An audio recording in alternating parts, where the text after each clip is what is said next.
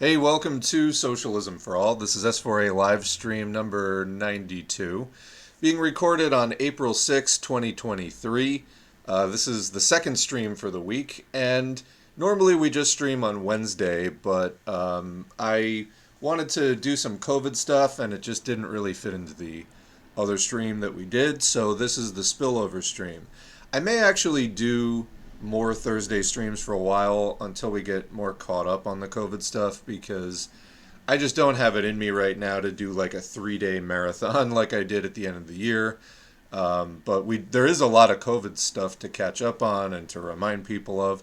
We are in kind of a COVID lull right now, but that's not really going to last. So, anyway, as far as introductions, we'll keep it short today. If you're new to Socialism for All, you're not alone. We're picking up about 500 or 600 subscribers a month, so that's great, but it is a lot of new people to welcome into the fold. So welcome. I'm a U.S. American studying Marxism, specifically anti-revisionist Marxism-Leninism, and we do audiobooks on the channel. I make notes and comments in the audiobooks to help myself and to help newer, I almost said younger, newer. There's plenty of people older in age, but new to Marxism. So, anyway, newer listeners to understand difficult concepts, and teaching it kind of helps me learn it as well. So yeah, that's mostly what we do. We also do these streams, current events. We talk about COVID a lot because COVID is not over, and we have no reason to think that it's going to end on its own. And that's, if you're new to that concept, you're going to hear a lot about it on this stream. If you've been listening to people like Joe Biden or other major heads of state around the world, you would think that COVID is over. It definitely is not. We're in a lull right now, but, again, it's not going to last. So, anyway, that's the brief introduction. For a longer introduction, see the About tab on the YouTube page or yesterday's stream, but I'm not going to go through that 20-minute process again today. Okay, so who's with us in the chat right now? We've got 44 viewers here at twitch.tv/socialism for all. And we're going to talk about some stuff, and we're going to read some articles, and that's going to be today's stream. I'm here for the straight dope on the current state of COVID. S4A is a COVID oracle. Well, really, I'm just somebody who has, some amount of education in biology and health matters, and I read a lot of COVID articles, so that's what we do. We've been following this really since the start of the pandemic. Joe Biden came in with, I have a plan and trust the science, and then literally 4 months later it was, vax and relax, take your mask off. No, don't do that. He basically destroyed the entire collective response to COVID that the USA had going, and just caved to the right wing. I mean, if you recall, in late 2020, Nancy Pelosi in Congress had opposed, well, basically, if you were getting the unemployment benefits that year in 2020, you didn't get them, or you got a very minimal amount of them between August and December, because she was saying, oh, the Republicans, the mean, nasty Republicans, are trying to attach a clause to the benefits bill that would allow corporations to set up like slush funds and not be accountable. And, they want to pass legislation that says that if an employer or a business, people get sick on their premises, that they wouldn't be liable for it. Well, I mean, go ahead to even 6 months later, any concept of that level of accountability just completely went out the window. But it was, so they never meant that, ever. But it was a convenient way not to give people the extended benefits for 5 months in 2020. And so on. It's just been a complete shit show. So now they're going to end the pandemic legal status entirely. And that's going to mean that it's going to be on states to continue to give people the free vaccines. Some will, some won't. It's a lot of states are going to be kicking people off of the expanded Medicaid. It's going to be a shit show, and that's coming in about 5 weeks. May 11, I believe, is the date. So let me just double check that. May 11, pandemic. Come on. Dramatic pause. Yeah. COVID emergency in the U.S. ends May 11. And Biden, anyway, had options here, did not choose to exercise any of them. So Biden basically oversaw the dismantling of the COVID response in the U.S. And now very few people are boosted. The vaccines do wear off with time. The protection drops the longer, the more time goes by. They do reduce your chances of getting the most severe health outcomes, long COVID, hospitalization, death, organ damage, all that stuff. But they don't bring it down to zero, so you still have to stop spreading it. You have to stop catching it and stop spreading it. That means masking. We need testing in schools at all levels, K through grad school. We need any large institution needs to be testing people on a weekly basis. Contact tracing. We need to actually try to stop this thing, not throw our hands up and say, oh, well, what can be done? COVID is not just a, cold or a flu. It's not even just a respiratory virus, as even the CDC tries to make it out. It's a cardiovascular illness. It is a neurological illness. Like this virus targets any organ in your body, any tissue that has ACE2 receptors. That's the male reproductive system, kidneys, liver, lungs, brain stem. It can cross the blood-brain barrier and get into your brain itself. The heart, on and on. The gut is often a reservoir, so your intestines. Like all of your major organs, it attacks and kills T cells. So it has really, really wide-reaching damage. It's linked to increased incidence of heart attacks, strokes, clotting disorders of all kinds, pain, inability to sleep, emotional disturbances, intellectual impairment, all kinds of things. So SARS coronavirus 2, the virus that causes COVID, is a very serious thing, and we can't just let it spread. We wouldn't do this with HIV. Just catch it 20 times. Maybe then you'll become immune. Well, no, it doesn't work that way. And in fact, before we even get into the chat, I want to get into something. So in Livestream number 90 last Wednesday's stream, I closed with a video with an article that I wound up editing out of what I posted because there was a real curveball at the end. It was this guy, Michael Mina, I think his name is, who has done good work in the past on the measles, documenting measles' ability to basically press the reset button on your immune memory. It wipes out your immune memory when you get this virus.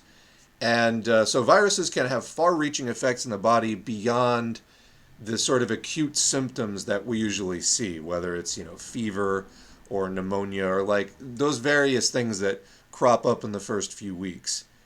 They can have, months and months after the fact, systemic, more invisible effects in the body, but which you will end up feeling at some point. For example, like COVID wiping out a lot of your T cells. Well, what do you need T cells for? Well, to fight infection and also to fight emerging cancers in your body and things like that. So after 5 years of letting COVID run wild, are we going to see incidents of cancer go way up because people's immune systems are impaired? I think it's a likely hypothesis. So anyway, that's kind of what we're dealing with. But he had written this article that was saying COVID is a textbook virus. And I liked about the first 3/4 of it because it was like everything we know about viruses that we know things about show that they tend to have wide-ranging effects in the body that are unpredictable. They don't seem tied to the acute symptoms. They can wreak all kinds of havoc in your body. And that's viruses. So that COVID would do that, or that SARS-2 would do that, is not surprising because that's really what the typical virus that we know of, does things like that. And so, it's serious and we should take it seriously. But then at the very end, he totally contradicted himself and started saying that, like, well, we can't avoid it and blah, blah, blah. Yes, we fucking can.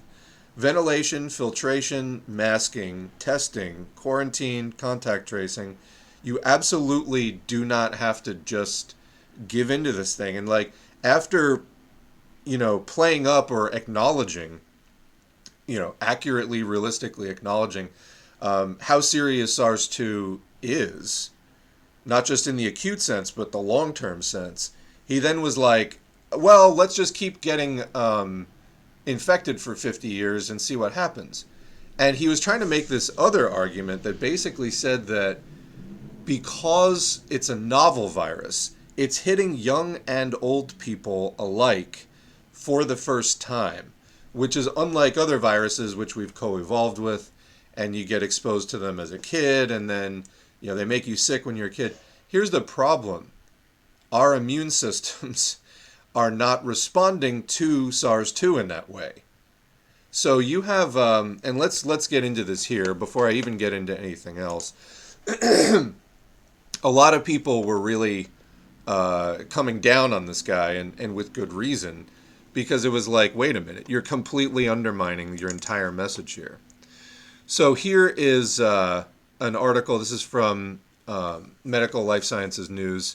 Children's immune systems do not develop, excuse me, adaptive memory to protect against second-time SARS coronavirus 2 infection.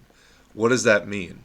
Well, your immune system kind of has two major parts. Your innate immune system.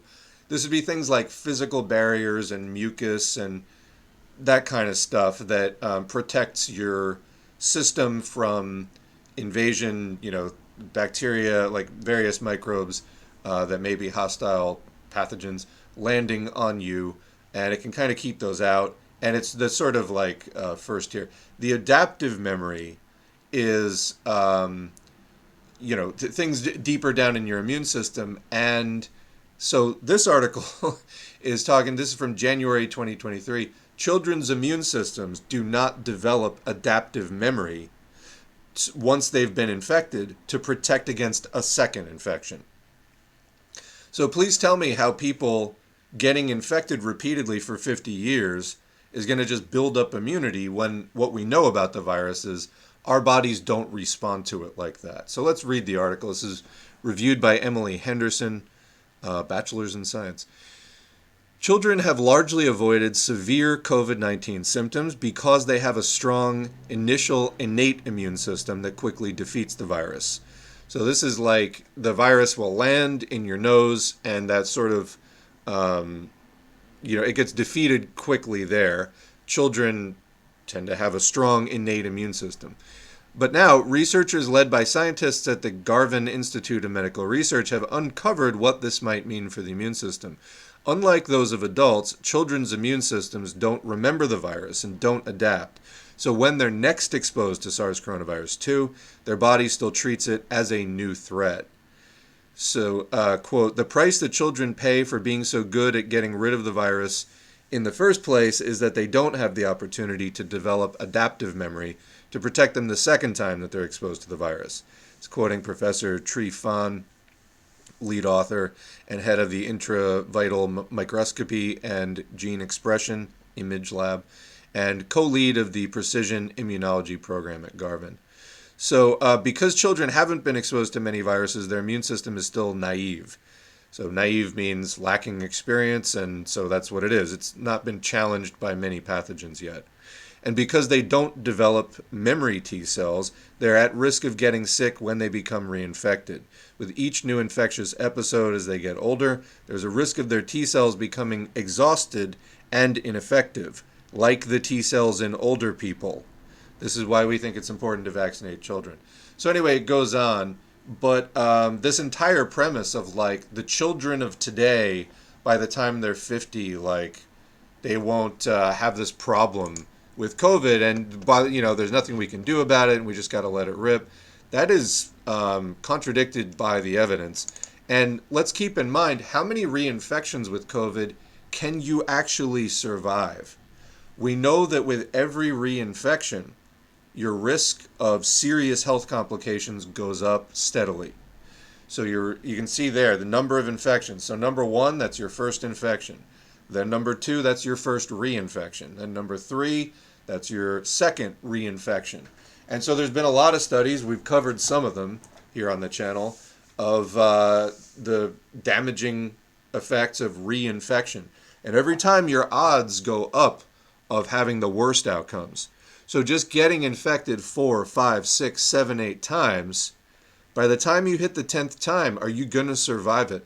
But this is the game of chance that the system is currently playing, because why? Why are they so hell-bent on just business as usual? Well, if parents, for example, started demanding protection for their children, which would be great for all of us because schools are major spreading zones. They've been driving the pandemic, actually, and they should not be open for the most part. But if parents started demanding things like that, it could really gum up the system. Now, at a minimum, we need things like ventilation, filtration, and testing if you're going to keep schools open, as well as mask mandate. How did I not mention mask mandate? But you need all of these things, and people are acting like they're being so put upon to even consider these things, when again, with every reinfection, they don't even have immunological things on this chart from this study. But your immune system takes a beating every time you get exposed to this virus, get infected with this virus. It's really bad for you. So anyway, just wanted to comment on that. We're going to do some more with that. Actually, you know what? I think I had... here's one other thing. Well, here's the lead into that. This is from T. Ryan Gregory. People who claim that repeated SARS coronavirus 2 infections in children will result in their building up immunity such that infections in adulthood will be mild. And again, they keep trying to sell you this mild thing. They've now dressed it up in 50 different ways, but the system is trying to get you to believe this virus is mild. It isn't. Anyway, they need to explain how this occurs when children do not develop adaptive immune memory to SARS coronavirus 2. And that was the link that we were looking at, actually following up on this exact same thing, because a lot of people were really slamming Mina for this, and rightfully. So this is Dr. Deepti Gurdasani, we've covered before. If you're interested in COVID stuff, definitely follow her on Twitter. The argument that children getting exposed to viruses at a young age reduces their severity in adults ignores the U-shaped mortality curve for most infectious diseases. So mortality means death. Morbidity is illness, and mortality is death. So there's a U-shaped mortality curve for most infectious diseases, and infectious diseases being distinct from chronic diseases, things like lifestyle diseases, things that you develop over time from bad health habits or environmental, anyway. So infectious diseases, meaning, the result of an infectious agent, such as a virus. Anyway, where mortality is higher in under 5s, and they'll show a chart of that. So for many infectious diseases, the curve of severity is U-shaped. There's higher mortality in both under 5s and in the elderly. So mortality in very young children is higher than those in adults. One may argue that this is because of first-time exposure or because children in general are more vulnerable. But even if getting exposed as a baby reduces adult mortality, surely the higher mortality rate in this group should make us rethink exposure to infectious disease being beneficial. And we know that GAS, even in childhood, can have serious long-term ramifications like heart disease in adulthood. We know many respiratory illnesses like RSV, flu, SARS coronavirus 2 are also associated with a significant burden of hospitalization. I think if one is going to argue that exposure to infection in childhood is beneficial, given the U-shaped mortality curves for many infectious diseases, we really need much stronger evidence for this, given the clear impacts on children, both acute and long-term. Also, an interesting study here shared by @GenJVN showing childhood respiratory infection associated with higher risk of adult premature death from respiratory infection, but not other causes. While the causality here isn't clear, it is concerning. So, and you can see quote tweeted there, LRTI, lower respiratory tract infection. And these tend to be bad because, the further down into your respiratory system that pathogens penetrate tends to be associated with more severe outcomes in many cases. But anyway, so lower respiratory tract infection during early childhood was associated with almost a 2 times risk of premature adult death from respiratory disease. So is that because, did the kids get the lower respiratory tract infection because their lungs were just weaker? Or, something about their immune system and their respiratory system was weaker and then that persisted into adulthood? Or did it do damage that then, shortened that person's lifespan as they got into adulthood? Not clear, but it's concerning for now, and you want to use a precautionary principle, not just say, well, I'll just believe what I want, that the scenario is rosy. It's not really how that works. So ultimately, let's remember that COVID was a new infection that hit children and adults simultaneously. And the mortality rate in under 5s is higher than in young adults. So this is that U-shaped curve. So it's hard to argue, based on current evidence, that exposure in early childhood can be considered beneficial because it takes out lots of people under the age of 1. So yeah. It's very clear that this U-shaped curve is not a result of exposure in early childhood reducing severity in adulthood, because all these age groups encountered a novel virus for the very first time, and the death rate in under 5s was still higher. Here's the curve for the 1918 Spanish flu pandemic. Highest mortality in under 5s to a novel strain encountered by all age groups together. Under 5s are more vulnerable to severe disease from infections, both novel, newly arising pathogens, and established. We should be protecting them, not infecting them. Also, very simply, if exposing children to infections at young ages was better, children in countries where this happens extensively would have great outcomes, but they absolutely don't. Mortality in children is much younger in countries where childhood exposure is low.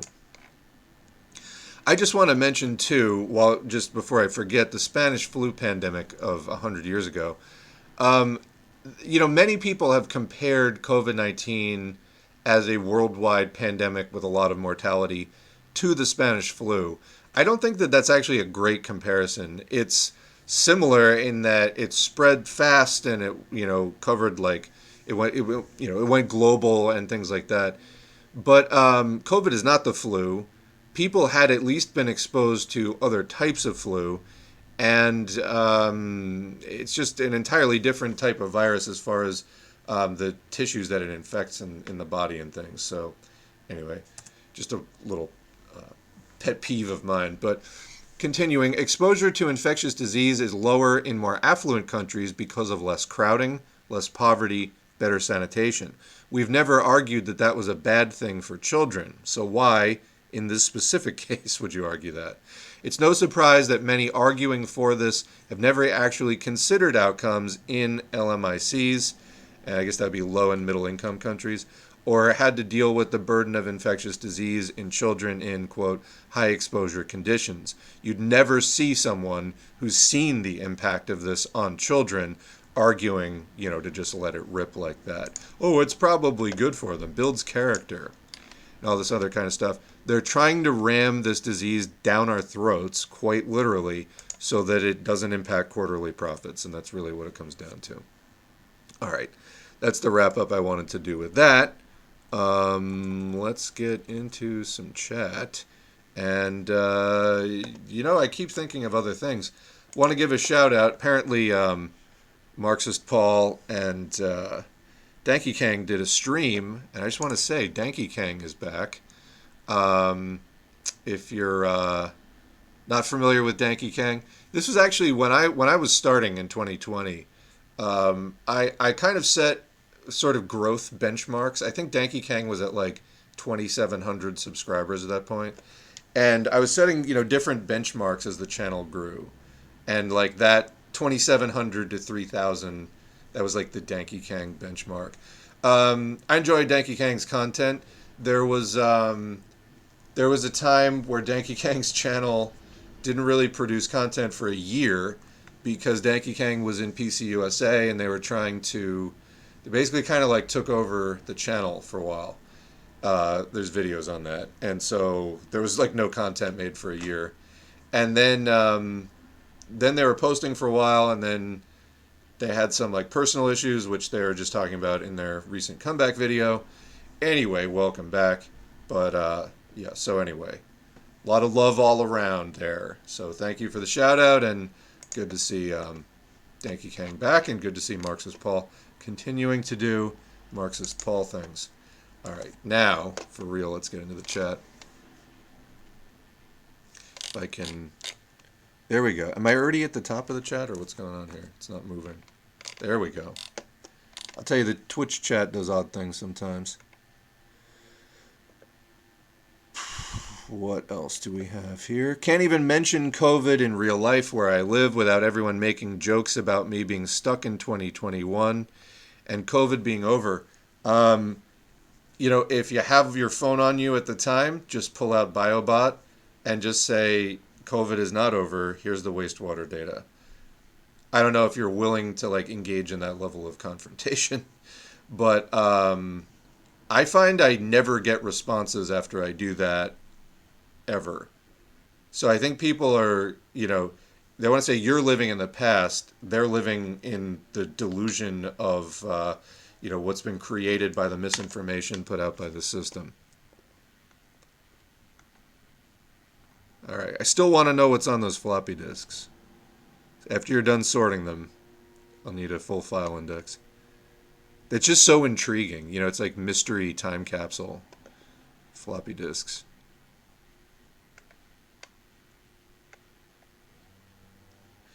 Oh yeah, so the Black Rock headquarters was invaded by French protesters. I'm no fan of multinational financial investment firms, but I only hear right-wingers talking about them. No, I think those concerns are misplaced. The protests in France are getting crazy. I would love to see, you know, I've been told that, no, the communists in France are just Euro-communists, and then there's like anarchists and SocDems and other people that aren't going to do anything revolutionary. Let's just say that the protests in France continue to build. And my understanding, I'm not intimately familiar with everything going on in the PCF or in other communist groups in France.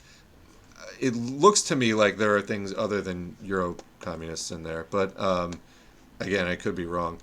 But speaking of the protests in France, you know, could we finally see, you know, revolution in one of the advanced countries, you know, the within the imperial core, so to speak? That would be just smashing. Anyway, speaking of smashing, here are 3 videos from the French protests. So the first one is people stormed the BlackRock financial group, one of the 3 largest financial management asset managing firms in the U.S. And yeah, they stormed the offices. So what will that achieve? Is it symbolic? I don't know if people were going in there with any particular agenda. I think the idea here is people maybe testing the waters on building up to something more dramatic than this. So I'm all for it. You know, people are so quick to, you see online, people are so quick to pour cold water on protests. There's a lot of really organized protest in France. It's tied to parties and, you know, unions and large organized class-based organizations. And, you know, we'll see what comes out of this. But there, I think, could be a period of testing the water now of how far can we push this, and please push it all the way. That's what I have to say. Paris Commune 2 when? All right, here's the video. Or 3 videos. 3 videos. Oh, let me get the video back on the screen, too.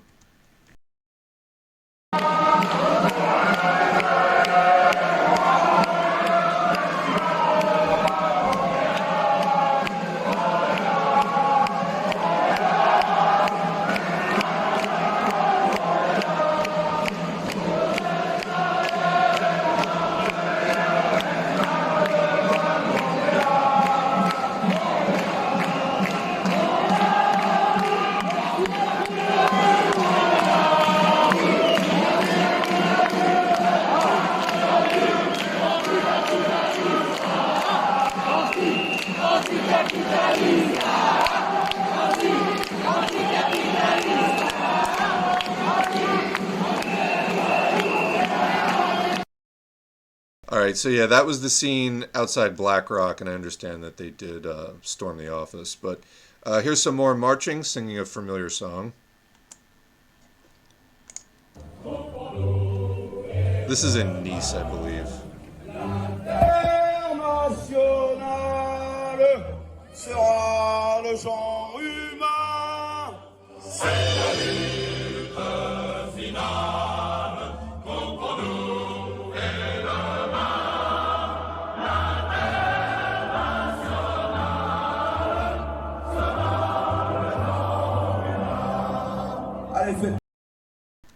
All right, and then finally, this is at the Paris town hall, or whatever they call it there. Some rats for the rats. Here you go. Natacha Pomel, je reviens quand même sur l'opération rats cet après-midi. On voyait vos confrères de la CGT. Est-ce que ça ne soulève pas quand même une question de santé publique? Et j'ai envie de vous dire, qui va ramasser les rats ensuite? Alors, sur la question de santé publique, j'ai déjà répondu sur votre antenne il y a 2-3 semaines. Il me semble que le Conseil de l'Ordre a déjà s'est exprimé là-dessus. Donc, ça, ce sont des choses qu'on peut écarter. Après, les salariés qui s'occupent de la propreté ville de Paris, les surmulots, ce sont des animaux avec lesquels ils travaillent. Ils sont en contact tous les jours. Et c'était aussi pour dénoncer que le fait que ce sont des agents qui travaillent dans des conditions très difficiles, avec des conditions vraiment extrêmement graves pour leur santé. Et c'est une façon de montrer justement ce qui est invisibilisé tous les jours.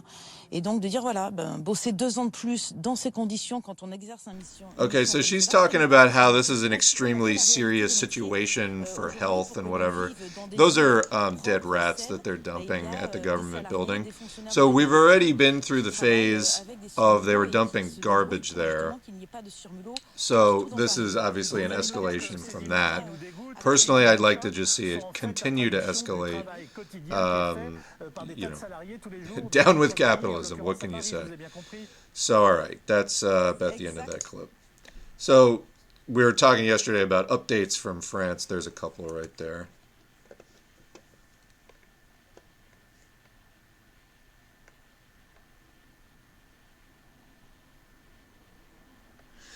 Yeah, we were talking about George Galloway a bit.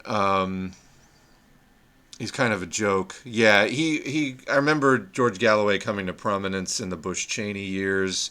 He was speaking out against Tony Blair and the Iraq War.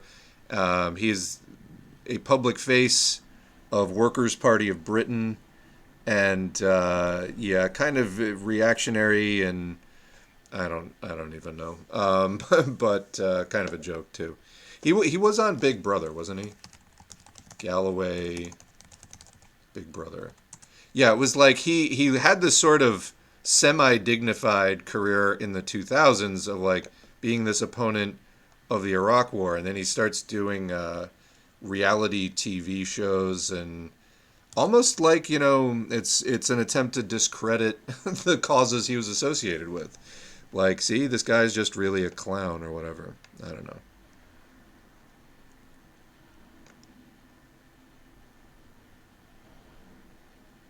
Are there any communist parties in the U.S.? Yes. The main one is CPUSA, Communist Party of the United States of America. That was, founded back in the day when the Comintern was getting set up. And it had a lot of problems of opportunism, really, from pretty much the start. I was actually going through my collected readings that I'm organizing in, the order that I want to do them on the channel. William Z. Foster, who we have, he's known for Toward Soviet America, one of his major books, but a lot of his writing is really good, actually. We have Organizing Methods in the Steel Industry is up on the channel. That's like kind of a how-to nitty-gritty of like organizing in the steel industry, as the name would imply. But there's a lot of readings from him that I want to do, and talking about, he was an opponent of the opportunist Browderism, that Earl Browder was sort of like another big wig in CPUSA. So anyway, they still exist, but they're very opportunist. They, a lot of people accuse them of just kind of being an extension of the Democratic Party. this is the leadership anyway. That's kind of been a long-standing revisionist trend with them. The rank and file people I know from CPUSA, many of whom listen to this channel, tend to be good people and serious communists, but they got to do something about that leadership issue. Then beyond that, like the UK, the US has had a lot of different kinds of Trotskyism. So in the past, there's been the ISO. There is the IMT, which has manifestations in the US. There's Socialist Alternative, all Trotskyist things. There's also kind of pseudo-Trotskyist, Marxist things like the Workers' World Party, and then the Party for Socialism and Liberation, or PSL, which split off of the Workers' World Party some time ago. And so there's various things. Most of them at this point do not have like extensive ties with the mass. And then there's been a wide variety of sort of coming out of the New Left period and on 60s and 70s. You had things like the Black Panther Party and other efforts. Not to go through like the entire history of every party that has considered itself communist in the U.S. I think that we do not have the party that we need right now, and that probably that party will come about through an intensification of general struggle and then reorganization of existing class-conscious people into probably a new formation. That's my guess. I had somebody asking me, can I do Orwell books? Okay, so this person, I'm not going to name names here, but this person came in with, on the Mastering Bolshevism by Stalin.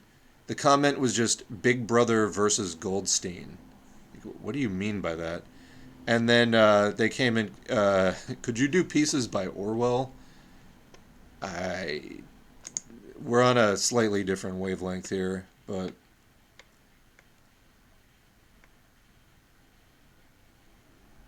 Okay, so there was a question about getting hard copies of Capital.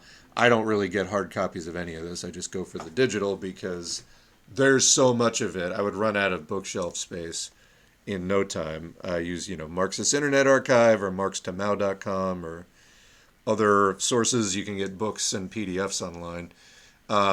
But Shakespeare pointing out that Penguin has editions of Capital Volume 1, 2, and 3, and they're pretty cheap. People are looking for hard copies. It's honestly, for me doing the audiobooks, people have asked sometimes, do I like read out of a physical book? No. It is so much easier reading it off of a screen because I can blow up the text and then get comfortable with the mic and then just kind of like scroll through the text easily. So no, I do digital for that. Which is another thing. People, I haven't seen it in a while, but people sometimes will try to attack Marxist Internet Archive because their website is really simple. No, it's actually really good that it's really simple because not everybody has really fast internet connections around the world. I'm glad that you do, wherever you're making that criticism from. But many, many, many people around the world do not have the greatest internet connections and, haven't had for some time. Marxist Internet Archive has been up for a long time. And it's also super easy then to download and save the things. If you try to save offline a web page that's all full of all kinds of scripts and this and that, a lot of times it won't save properly. But if you're just saving a plain HTML file, it saves really easily. So I love Marxist Internet Archive for that. And you can also do wget stuff. And they have a note on their website, don't do wget to their entire site, which, by the way, there's some really big PDF files on there. It's going to take you a while anyway if you try to do that. But, just don't blow up their site. If you're going to do an auto download with wget, you want to just do one directory, do one author at a time. Don't try to just get their entire site because it's going to jam up traffic for everybody. But no, that's a wonderful format. Couldn't possibly improve on it as far as I'm concerned. Hats off to Marxist Internet Archive, though they may be Trotskyists. But still, they're running a hell of a website.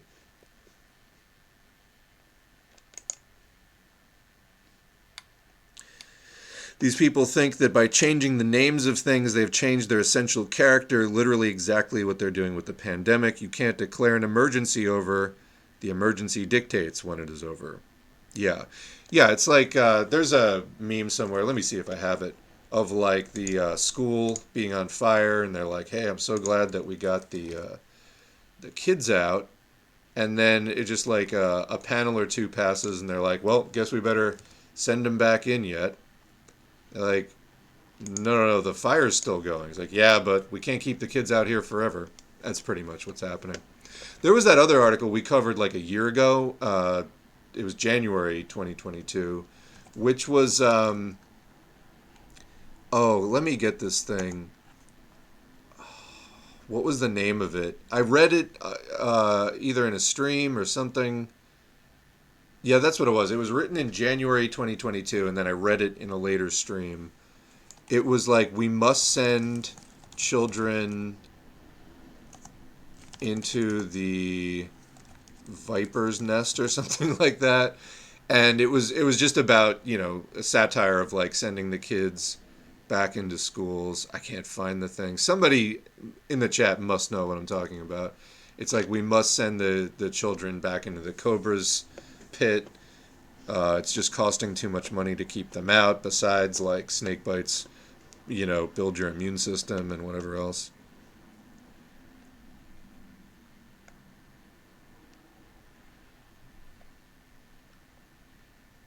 Some comments here also about how George Galloway veers into like obviously anti-Semitic stuff, not just anti-Zionist, but like crosses the line into actual anti-Jewish stuff. I don't know. I haven't been following him that closely. I would probably mark that guy as like not the most trustworthy. Like, you can find more credible people saying the exact same thing and better. You know what I mean? Like, without all the crap, without all the really questionable stuff. So yeah, the society has evolved beyond the need for George Galloway, I think. Yeah, Maria. It only takes a few million years till we adapt to COVID. Bats adapted, so we can too. Yeah, we're not bats. Exactly. So, just, yeah. What will be the average lifespan in 50 years? Will a major thrust of a socialist economy be a medical screening and care as a response to the mess left by capitalists? A revolution for health is becoming necessary. The crisis of polluting industry, disease spreading, and the death of food chains for profits. Cuba is leading the world right now in medicine. We need to help them. Thank you for your COVID coverage. Yeah, no, good comment and good points. Life expectancy has been dropping for the last few years, and it's likely to continue to drop in the U.S., not in all countries. China, I believe, had a brief setback in 2020 and then resumed climbing because they actually took care of the pandemic. Now, they are reopening this year, so we'll see what actually happens with their life expectancy now. But, yeah. I was going to say something else about that. Oh, yeah. Will a major thrust of a socialist economy be a medical screening and care as a response to the mess left by capitalists? I mean, I've been saying for a while now, it's like each U.S. president, before I really started studying communism, it was like each U.S. president was leaving behind a bigger and bigger dumpster fire of problems. And I'm like, whoever is coming in next has like a massive, like especially Obama after Bush and Cheney. It's like, you got like a gigantic shit show to clean up, and he just didn't. And I was like, oh, so that's how this is going to be. And they really didn't undo any of it. And so it's just accumulating and accumulating. It's going to take a revolution to change any of this. It really is. The life expectancy, climate change, you name it. At this point, the system has demonstrated time and again it's completely unwilling to address these very serious problems. So it's like, for my money, anything short of studying Marxism-Leninism at this point, you're wasting time. I think it's living in kind of fantasy land, because if we don't have a revolution, we're all going to die. I don't want to just like be alarmist or like doomer, but that's what we know from just climate change alone. Things will get worse and worse and worse. Society will get more and more unstable, and they will bring in more and more fascism to try to prop it up. And it's just going to keep going like this. I've been watching it, I've been politically engaged for about 20 years in some way or another, and just watching it get worse and worse and worse and worse. And you know what? It's not going to get better on its own. So, yeah, eventually, it comes down to, all right, what is the best way to get a revolution going? And it seems to me, Marxism-Leninism. So, hence why we're doing what we're doing here, because I don't want to live in denial. I try to live in reality. December's excess mortality is 20% up compared to the pre-pandemic years in Europe. Yeah, and we're just expected to think that extra 20% of people who died is just, whatever. I don't know if they're even bothering to make explanations for it at this point. One of the tactics I've seen with the COVID denial is like the CDC will somewhere acknowledge a fact, like a really devastating fact that should be the headline and the basis of major policy changes. They'll acknowledge it and then just move on, and then the headline winds up being something else entirely. So they don't even bother making excuses. They just note it, but then don't incorporate it, and then effectively ignore it and deny it. They sort of deny it by omission, although they've technically acknowledged it at one time, but didn't give it the appropriate, incorporation into policy. Well, you're all welcome for the continuing coverage of COVID. It really, really makes me mad that they're letting this thing rip. It's killed over 1 million people already in the U.S. alone. And I had long COVID for 11 months. It was debilitating, and I don't know what it did to my body long term. And I'm sick and tired of living this way where, most people aren't doing very much to try to stop the spread at all. And then it just is falling on people who actually give a shit, particularly people who are, we're all vulnerable to COVID, but like people who have, really pronounced existing problems, who, really could die the next time that they get COVID. Although that's going to be all of us pretty soon, because again, by the time people get to infection number 7, 8, 9, are you going to die of a heart attack at 55? That's something we don't expect anymore with our modern dietary knowledge and, things that all the research that's been done about heart disease and lung disease and everything else. And a lot of people like quit smoking 15 years ago or whatever. Like, like smoking went out a while ago for the most part. The smoking rates dropped dramatically. And so on. There's been a lot of improvements in overall health, and then we're letting this virus just run rampant. So it's going to start undoing a lot of that stuff pretty fast, and we'll get back to those really bad, lower life expectancy like we saw in the 90s and 80s, and going back in time, not in a good way. So anyway.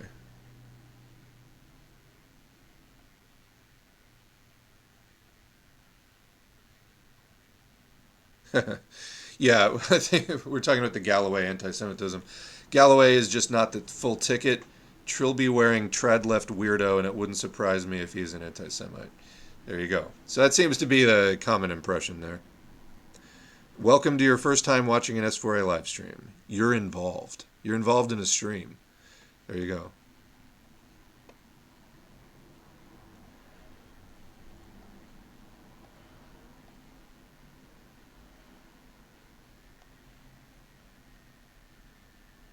Oh, is Lee Camp transphobic?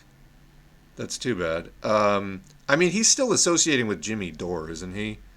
There comes a point where I don't care if you're doing comedy, air quotes, you got to draw the line somewhere. I don't watch Lee Camp, so I don't know.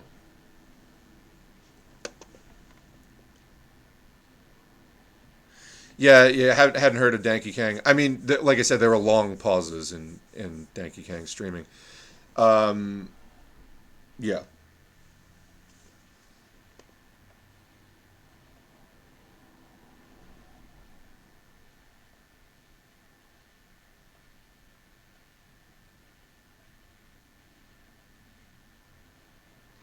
All right, we need to straighten this out. Lee Camp. Now we got a Lee Camp is pro-trans, pretty sure. I don't really know because I don't watch him and I don't want to spread wrong information. But why did whoever say that Lee Camp is anti-trans say that? I have no idea. Don't want to spread rumors.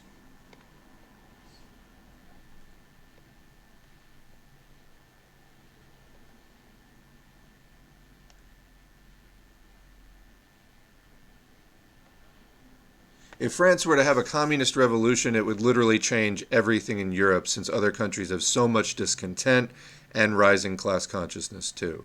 It would be wonderful. You know, I think they'd really have to watch out for all the Le Pen people. You'd probably get a lot of sabotage, attempted sabotage going on. So you'd have to watch out for that. But yeah, it would be game changing for real. I don't want to, get hopes up too much. It's just the protests have been going on for a long time. They do seem to be escalating. I am all for it. And please, something, help us out here. Greece, Spain, Italy, and other countries are definitely having a lot of revolutionary fervor.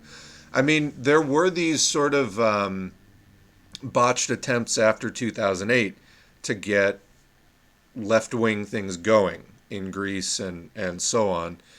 And I think people, I mean, it was really kind of my trajectory too, seeing through more of the kind of, sock them, like wishy-washy stuff after 2008, Occupy Wall Street's kind of quasi-anarchism, and going, no, okay, we need something that can go the distance here. And coming around to Marxism, and I think it is leading the kind of rebirth of people getting real about studying communism. Because we just can't fuck around with this much longer. Like, capitalism will fucking seriously kill us all if we let it continue to go. And I think that's becoming very clear to many, many people. I mean, many people have already died from it. Probably a lot of us listening to this, and including me, it's probably shortened our lifespan already just from COVID, and then who the hell knows what's going to happen in the future with climate change. That could be shortening lifespan as well in ways that are yet to come, or yet to be fully realized. Oh, that's what that was. I was listening to one of the streams a while ago, and I was like, what is that noise? But it was me scraping something off of the screen. It was like a little fleck of something on the screen. That's what it was. Making the connections. Okay. I think it's very critical. This is happening under Macron as well in France. Further exposing the rot of neoliberalism. If his opposition won, the liberals would just be able to spin this revolutionary moment into fundraising. Yeah, so remember, Macron was up against Le Pen, Marine Le Pen, far right, like coming out of a basically neo-Nazi Holocaust-denying party. They have tried to rehabilitate their image somewhat, but that's basically who that party is. And yeah, then the centrists would be like, look at us and our, the preening big brains of the centrist world. They have no spine. It all went into their big brains. Yeah, they would just spin it as like, oh, that nasty far right, let us take over and everything will be fine. Well, they can't pull that this time. I mean, much like what's going on with Joe Biden. It's like, you're not Trump. Congratulations. Would you mind doing things differently than Trump would do? Would you mind proving you're not Trump? I hate to say this, but I used to listen to George Galloway during my reactionary phase until he started pushing anti-trans stuff. Yeah, I mean, that's a similar thing happened to me because, again, it's like in the 2000s. You're dealing with a left environment where there's really almost no communists you could connect with in any way. This is prior to social media. And, so you're just kind of dealing with things that you can go into a nearby city and pick up pamphlets for, or like attend a rally. You know, it was there was no YouTube, like, and on like that. But there was libertarians fucking everywhere, and they would get in your face, and it was just a like really shit tier. We were discussing this in kind of like a recent stream. It's kind of depressing for me revisiting those years, because I was somebody who was really trying to connect with left stuff, and I thought libertarianism was kind of a nightmare, and I wound up kind of getting too close to that for a while, and then finally just being like around, I don't know, you know, like towards the end of the 2000s, I was just like, I'm fucking done with libertarians. Like, I'm done. I am done. I remember the day I was just like, I am done. And then, you know, Occupy popped up a couple of years later, and it was like, fucking finally. And I think we've been building off of that ever since, and trying to, you know, steer the, correct the ideological errors and steer it in better directions. But it's still that push against capitalism that came out of that 2008, 2009 moment.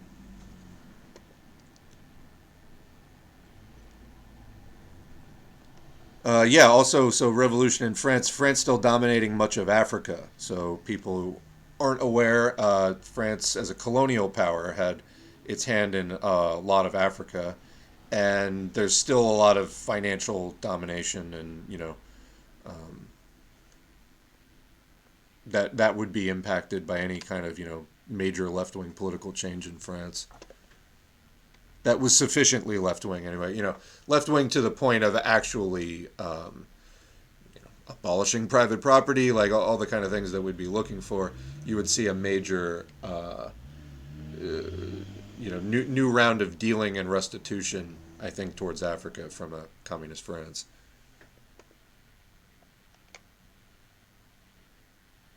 Love Williams E. Foster. The Three Internationals book is great.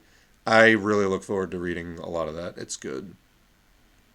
Some of these people, you look at it, it's like, how did they have so much time to do all this writing?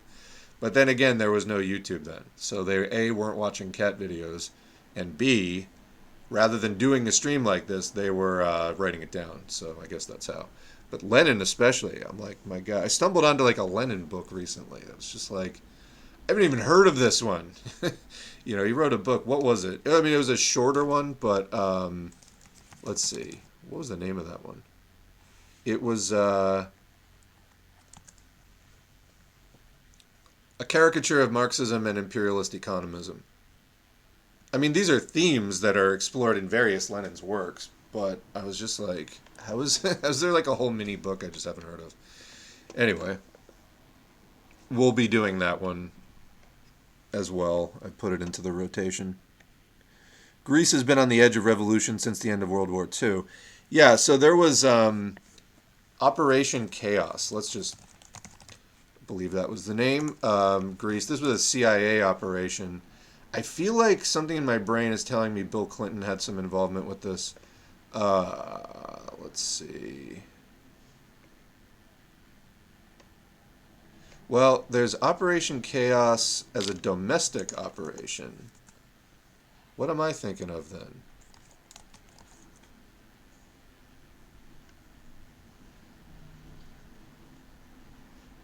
All right, I'm trying to find this now.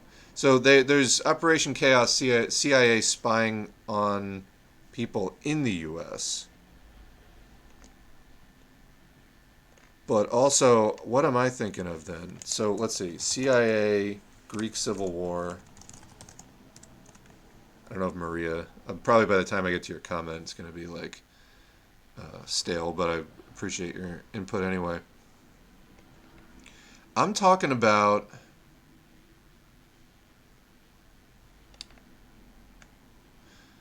Here we go. Helping fascists in the Civil War and coup.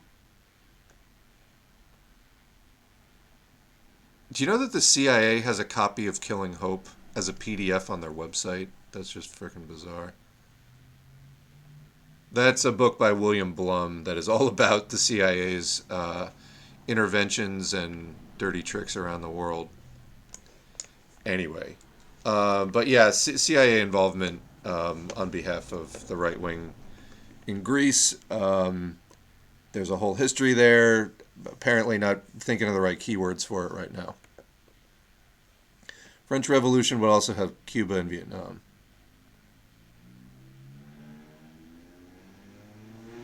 So, let's see. I can only imagine that Cuba would finally have a... Hold on. There we go. I can only imagine that Cuba would finally have a big country to allow them to industrialize more and expand the power of the people. Yeah, I really look forward to a big shifting of power in the world, just not to, other capitalists, as seems to be the case today. There was a discussion thread going on. Somebody asked something in a live stream about, will Russia capitulate to China? And I'm just like, I don't even know what you're talking about. They're voluntarily partnering right now. But there was a thread that I was looking at. Let me see if I can dig it up. Involving...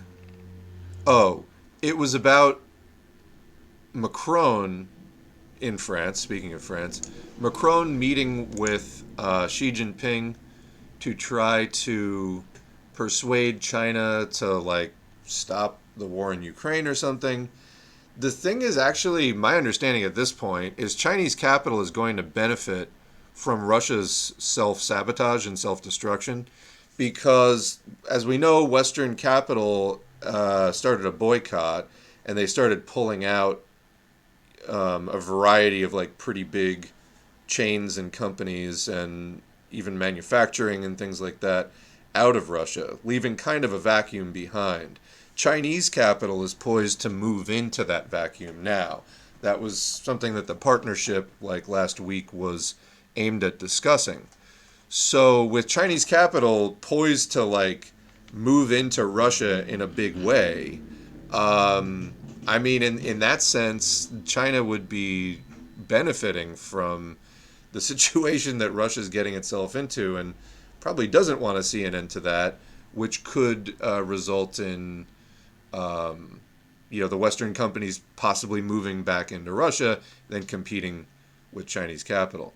If somebody has angles on that I'm not seeing, I'm happy to listen to them, but that's how it seems to me. I remain very, very skeptical of that situation. When a David Pacman sub finds their way into an S4A video. I was doing David Pacman react videos before it was a thing. I will say that. He was my least favorite of the whole Sockdem gang. And boy, does he suck.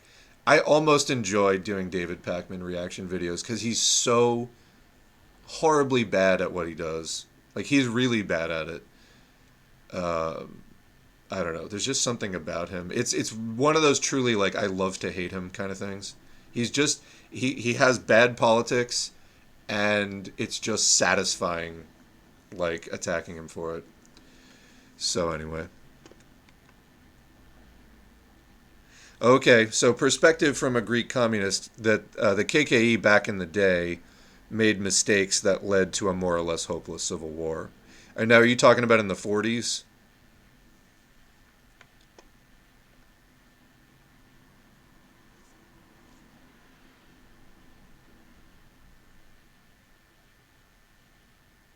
If France continues somehow, intelligence would be all over it. It would be a mad scramble. I'm sure there would. I'm sure it would be a big, big struggle. But the French people, maybe they would be determined enough to persist and overcome. That would be great.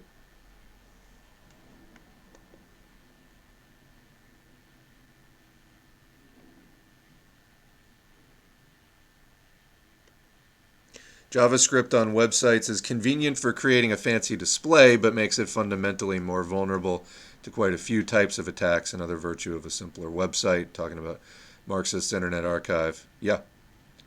It's a site that is offering you, it's not about the bells and whistles. It's about texts that, even if you dress them up with bells and whistles, most people aren't going to fucking read. So I put them on my website, read to people. A lot of times people still don't, listen to them. So, no. MIA is perfectly justified in what they're doing. It's a great website. One thing I'll say, they have some good menus on there. I think they could make their directory still easier to use. They have some really good lists and groupings and, different things. I still think there's a way that they could, like, maybe put it all on one page with even fewer graphics. I think the graphics in some ways make it a little more confusing. The one where, like, the picture of Lenin is at his desk and you can't even see his face, like that one. I think that you could maybe do, like, they have a great subject index and different things like that. I don't know if people wind up seeing those menus, though, because they're kind of far removed from the main screen. But anyway, there's a ton of amazing shit on that website, and in many different languages, too, so... They also have audiobooks on there, not of everything, but of a number of things. So anyway. Do I remember when the Berlin Wall fell? And yes, I do. And how did you feel about it at the time? I did not have much knowledge about it at the time. I was told it was a good thing, and I did not really know anything to the contrary. If S4A uploaded an Orwell book, I would never trust them ever. Yeah, you will not be seeing that on the channel. Like, yeah, no, that was somebody coming in with, like, oh, it's Big Brother versus Goldstein. What are you talking about? It's like Stalin and Trotsky? What the fuck are you talking about? Like, I think that the, I know kind of conspiracy people who do the, like, Orwell was right stuff, but it's just so kind of lazy when you break it down. Like, well, no, it's not as simple as, like, communism is the boogeyman that capitalism needed. I mean, there were hundreds of millions of people living in those countries. Their lives actually changed. Like, it wasn't all just a fucking psyop. Like, their lives actually changed. And maybe you shouldn't get all of your information about communism from anti-communists. Do you ever think of that? Oh, but you can't trust the communists because they lie. Who told you that all the communists all they do is lie? Oh, anti-communists told you that? Yeah, just try branching out. I know it's scary, but try.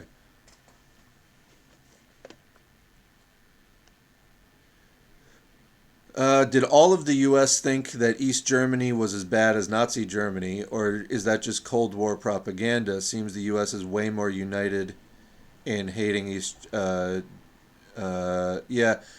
I've never heard a single positive reference to East Germany all my years in the USA. I've never heard a one. So, I also haven't heard people going on about it at length, but I've never heard a single positive word uttered about East Germany. Siding with Orwell is the biggest betrayal. Yeah, that's been pretty well covered at this point. Orwell was... quote, anti-Stalinist, and was turning in, quote, Stalinists to the UK government, was my understanding, so... You know what? I found out nobody really explains why the Soviet Union disintegrated. Yeah, so I would boil it down to they reintroduced capitalism and everything fell apart. It really didn't take very long, actually. Like, less than a decade, well under a decade, things fell apart. Actually, I do want to do readings. I'll throw a name out there. Nina Andreeva. I want to do a number of readings, and I have this planned for an upcoming segment. I'm sure this, person had various faults and whatever. She died couple years ago, July 2020, at the age of 81. But she was in, she was in the Communist Party of the Soviet Union, but then later the All-Union Communist Party of Bolsheviks from 91 to 2020. And if anyone has details about the All-Union Communist Party of Bolsheviks, I'd be interested to hear that. We've been kind of covering some of the other non-KPRF communist groups in Russia and Ukraine recently. I sometimes have a hard time keeping them all straight. Anyway, during perestroika, like during the late years of the USSR, basically the terminal years of terminal revision in the USSR. She was among the, quote, Bolshevik hardliners, i.e. real communists, who were opposing Gorbachev's sabotage of the USSR, basically, and did some essays, I Cannot Forsake My Principles, and I have, like, I think 4 of them. But, yeah, I want to do some of those because it's interesting to see there was anti-revisionist resistance to, you know, everything that happened from like 85 on in the USSR. And we're going to read some of that. What else can I say?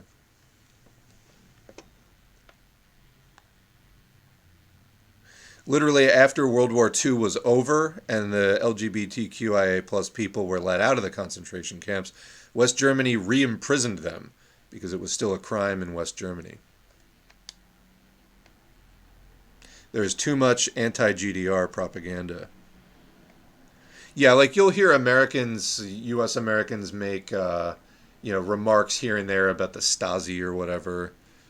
You know, it's just sort of, like that. That's about all. Nobody really knows anything about it here, from what I can gather.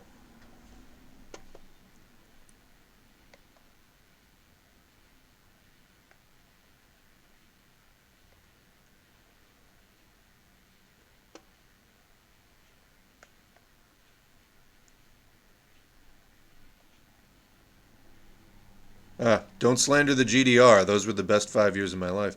Tell us about it. Tell us about your experience. I'd be curious to hear it.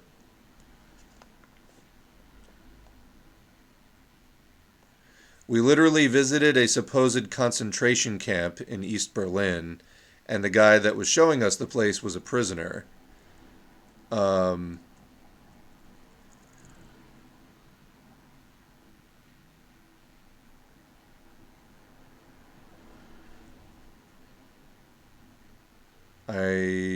So he said they imprisoned a 7-year-old girl for holding an anti-GDR leaflet. Okay. Was that true, or did he just say it? Also, after the reunification, I don't know if this is in Fellow Traveler's video about East Germany, but I forget where I obtained this information, but yeah, basically after German reunification, a lot of East German communist politicians and judges and things faced some kind of criminal charges in the reunited Germany for like being communist, basically. Wish I had more details. Sorry, that was kind of lame.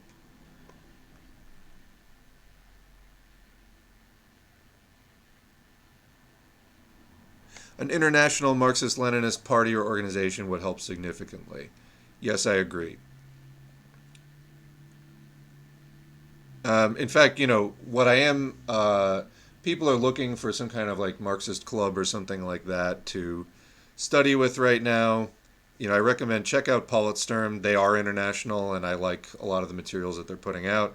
Haven't really heard anything bad about them so far, and have heard a lot of good things. So, yeah. What is the recommended time having an N95 mask on at work? I sometimes work 10 hours straight, wearing it nonstop, working in a building, doing truck. So you can read on the N95 packaging, like what the recommendations are. Some of them are rated for like specific amounts of time. Some other ones will just say like wear it until it gets visibly dirty or you have trouble breathing through it because there's too much particulate matter caught in it. So it varies.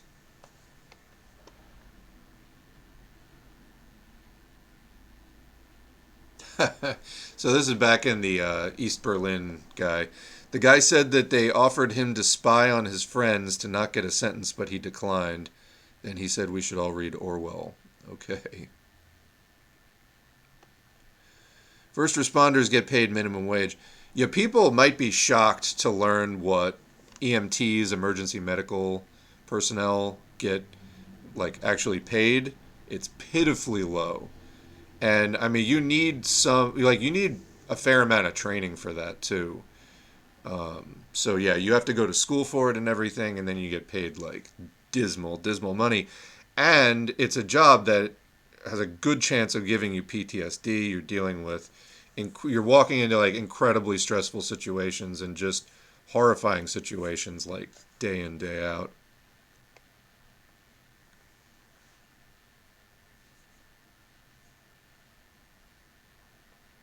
Oh, I didn't say Lee was transphobic. I was just asking. Okay, yeah, I hadn't heard him say anything transphobic either. Other people said I've heard him defend trans people. Okay, that's good. He's from Redacted Tonight. Isn't that the name of it?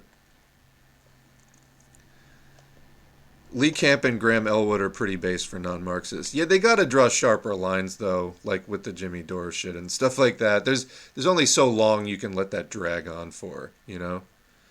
I agree, like those two are probably the best out of that group, but like at a certain point, again, it's time to step it up, you know? I do have a Graham Elwood thing on the channel, which is his interview with Kim, dumbest person Aliverson. And she's just the shocked look on Elwood's face as she's like explaining her political like journey. It's so bad. It's so bad.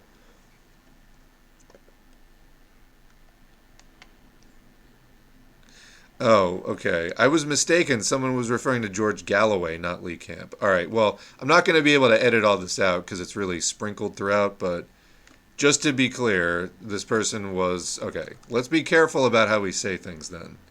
All right?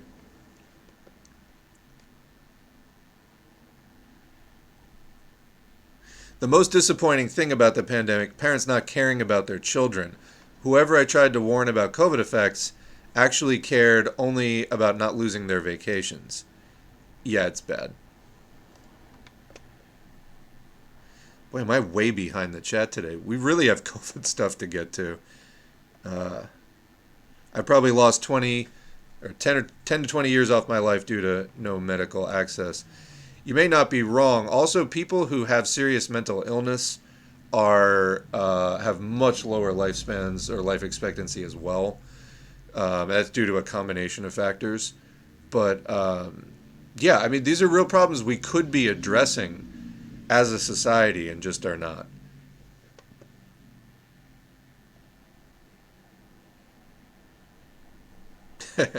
Graham Elwood is cool. I think he's honest. These people are cool. They need to read theory to avoid being opportunist trash, though. I agree. That's what I'm saying. They need to, like, step it up.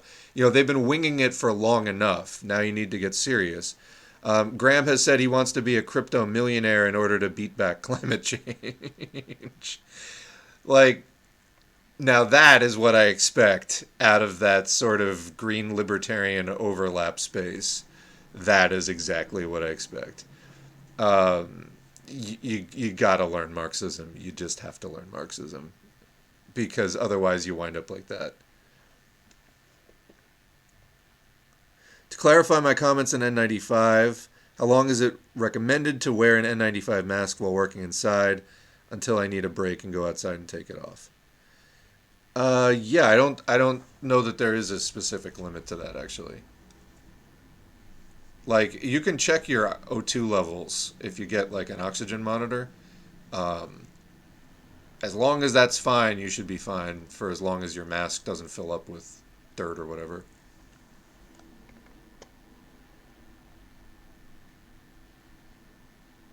Yeah. I once asked Graham in his chat if he has ever read Marx, and he said he did once in high school. Yeah, that doesn't cut it. I read Marx once in high school, too. I thought it was interesting, but it did not, reading it once in high school is not enough to give you a solid foundation. You actually have to make a serious study of it. And so that's, what we're trying to do here on the channel, and it will significantly improve your politics and your ability to analyze class struggle. So yeah, reading Marx once in high school, this is like the standard Sockdem Gang answer. Kyle Kalinske said the same thing. Oh, yeah, I read Marx once. I didn't agree with it. I think that's Kyle Kalinski's answer. Like, what do you mean you read Marx once? he's written like dozens of really long books. Which one did you read once? Like, you can't even read one in one sitting. What are you even talking about? So yeah, I mean, maybe you could read the manifesto in one sitting, or like a chapter out of something in one sitting. But by and large, no. It takes more than like, walking through a room where a book by Marx is open on a table. It takes, more than doing that once to like actually evaluate it and really learn the ins and outs. Marx was not just merely a podcaster, let's put it that way. There's some actual meat in there, there's some substance you got to grapple with, actually. Fucking libertarian talk radio stations, I have a grudge against them for poisoning me young. Hear, hear. Amen. The libertarians will get it good. They really will. Scum. Fucking scum, libertarians.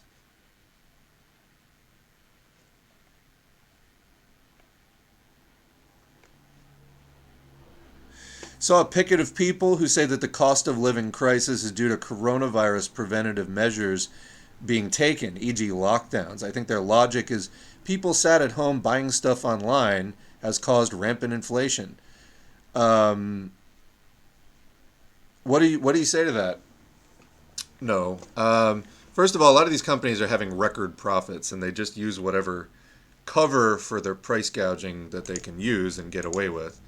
But let's take a look. So I'm overdue on reading some more of these articles anyway. Let's get into that. There are 2 articles here. What did I call them? Here is the first one. It's a short thing. Oops. Where'd my thing go? It's from Forbes. More than half of long COVID patients suffer from organ damage up to 1 year after COVID infection. This is by Anuradha Varanasi, who writes about environmental health disparities and epidemiology. This is from February, so 6 weeks ago. Very recent thing. And in a recent study published in the Journal of the Royal Society of Medicine, researchers analyzed MRI data of long COVID patients and found that mild organ damage continued to take place in 59% of the patients, even up to 1 year after they got infected with the SARS-CoV-2 virus. From the MRI data, the researchers observed that mild damage took place in patients' heart, lungs, kidneys, liver, spleen, and pancreas. Remember, for the pancreas, it directly attacks your pancreas. It increases likelihood in children of both type 1 and type 2 diabetes, something we're already struggling with way too much due to sedentary lifestyles, too much screen time, not enough sleep, and the diet. Everything being loaded with, lots of sugar and empty carbs and fat and, well, not the fat can contribute to other problems, but anyway, yeah. But direct pancreas damage from the virus that is making an existing problem with metabolic syndrome and diabetes worse. And of course, it's both types of diabetes. The type that is acquired from lifestyle and the type that isn't acquired from lifestyle. So anyway, the researchers particularly focused on patients who are suffering from severe breathlessness, cognitive issues, and a significantly lower quality of life after a COVID-19 infection. Out of the 536 patients with long COVID, who were based in the UK, 13% had been hospitalized after being diagnosed with the viral condition. And around 32% of the study's participants were healthcare workers. Their mean age was 45, and 73% of them were women. While 59% of them experienced impairment in a single organ, 29% were found to have multi-organ impairment 1 year after a COVID infection. The only good news from these findings is that between 6 months to a year later, the number of patients who reported suffering from breathlessness reduced from 38 to 30%. So that's not a big reduction for being that far out from the infection. For cognitive dysfunction, there was a 10% reduction from 48 to 38%, and lower quality of life had the biggest reduction, but still really bad, from 57 to 45% of these 536 patients. So 45% after between 6 months to a year later, we're still having lower quality of life. That's dramatic. Quote, several studies confirm persistence of symptoms in individuals with long COVID up to 1 year. We now add that 3 in 5 people with long COVID have impairment in at least one organ, and 1 in 4 have impairment in 2 or more organs, in some cases without symptoms, the researchers wrote in their study. In other words, without the kind of symptoms you would experience on a day-to-day basis, but might result in, say, kidney failure at an earlier age. Impact on quality of life and time off of work, particularly in healthcare workers, is a major concern for individuals, health systems, and economies. Many healthcare workers had no prior illness.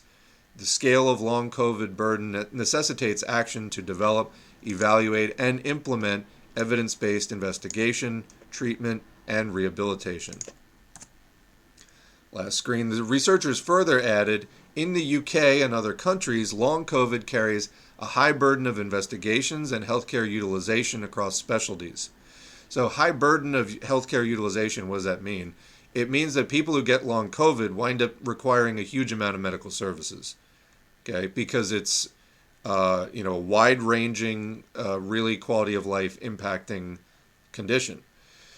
And definitive care pathways are lacking, meaning the system doesn't really know how to sort and deal with people with long COVID efficiently. Such MRI assessment has potential application beyond the pandemic for multi-system assessment and investigation, including in lower resource settings. So, in other words, if they ever get this figured out, they could use it for things beyond just long COVID and making the system more efficient. According to a BBC report, in the UK, around 5,000 to 10,000 NHS workers might be on prolonged sick leave due to long COVID. So this is part of the labor shortage that they were talking about, as early as 2021, definitely last year as well. Is like, oh, where'd all the workers go? It's the next article we're going to read. Yeah, they're either dead or impaired. So anyway, many of them have said that they feel abandoned by the NHS due to the lack of adequate sick pay. Since 2021, more than 40,000 nurses in the UK alone have quit their jobs just due to burnout since the pandemic began in late 2019. At present, researchers estimate that at least 2 million people in the UK suffer from long COVID. Despite the high prevalence of long COVID, there are still no clear methods to diagnose it, nor are there any medical treatments that can tackle it at present. Patients have complained about doctors dismissing their long-term symptoms post-infection, like chronic fatigue syndrome or ME. So this is like people will go to their doctor and say, I'm having these things, and I got COVID a few months ago. I've never had this before. I think it's long COVID. And the doctors are like, pish posh, you have what I say you have, and whatever. So this is a real thing that's happening. Doctors gaslighting patients is nothing new, but this is a pretty widespread phenomenon because long COVID now, represents a significant expansion of people this is happening to. Now, second article, millions of workers, this is from the Seattle Times, are still missing after COVID. Where did they go? February 24, 2023. Gee, they're missing. Where did they go? This outlet got hammered for posting this, like, check a graveyard, because a lot of people died, you fucking morons. Anyway, Michael Sasso from Bloomberg originally wrote this.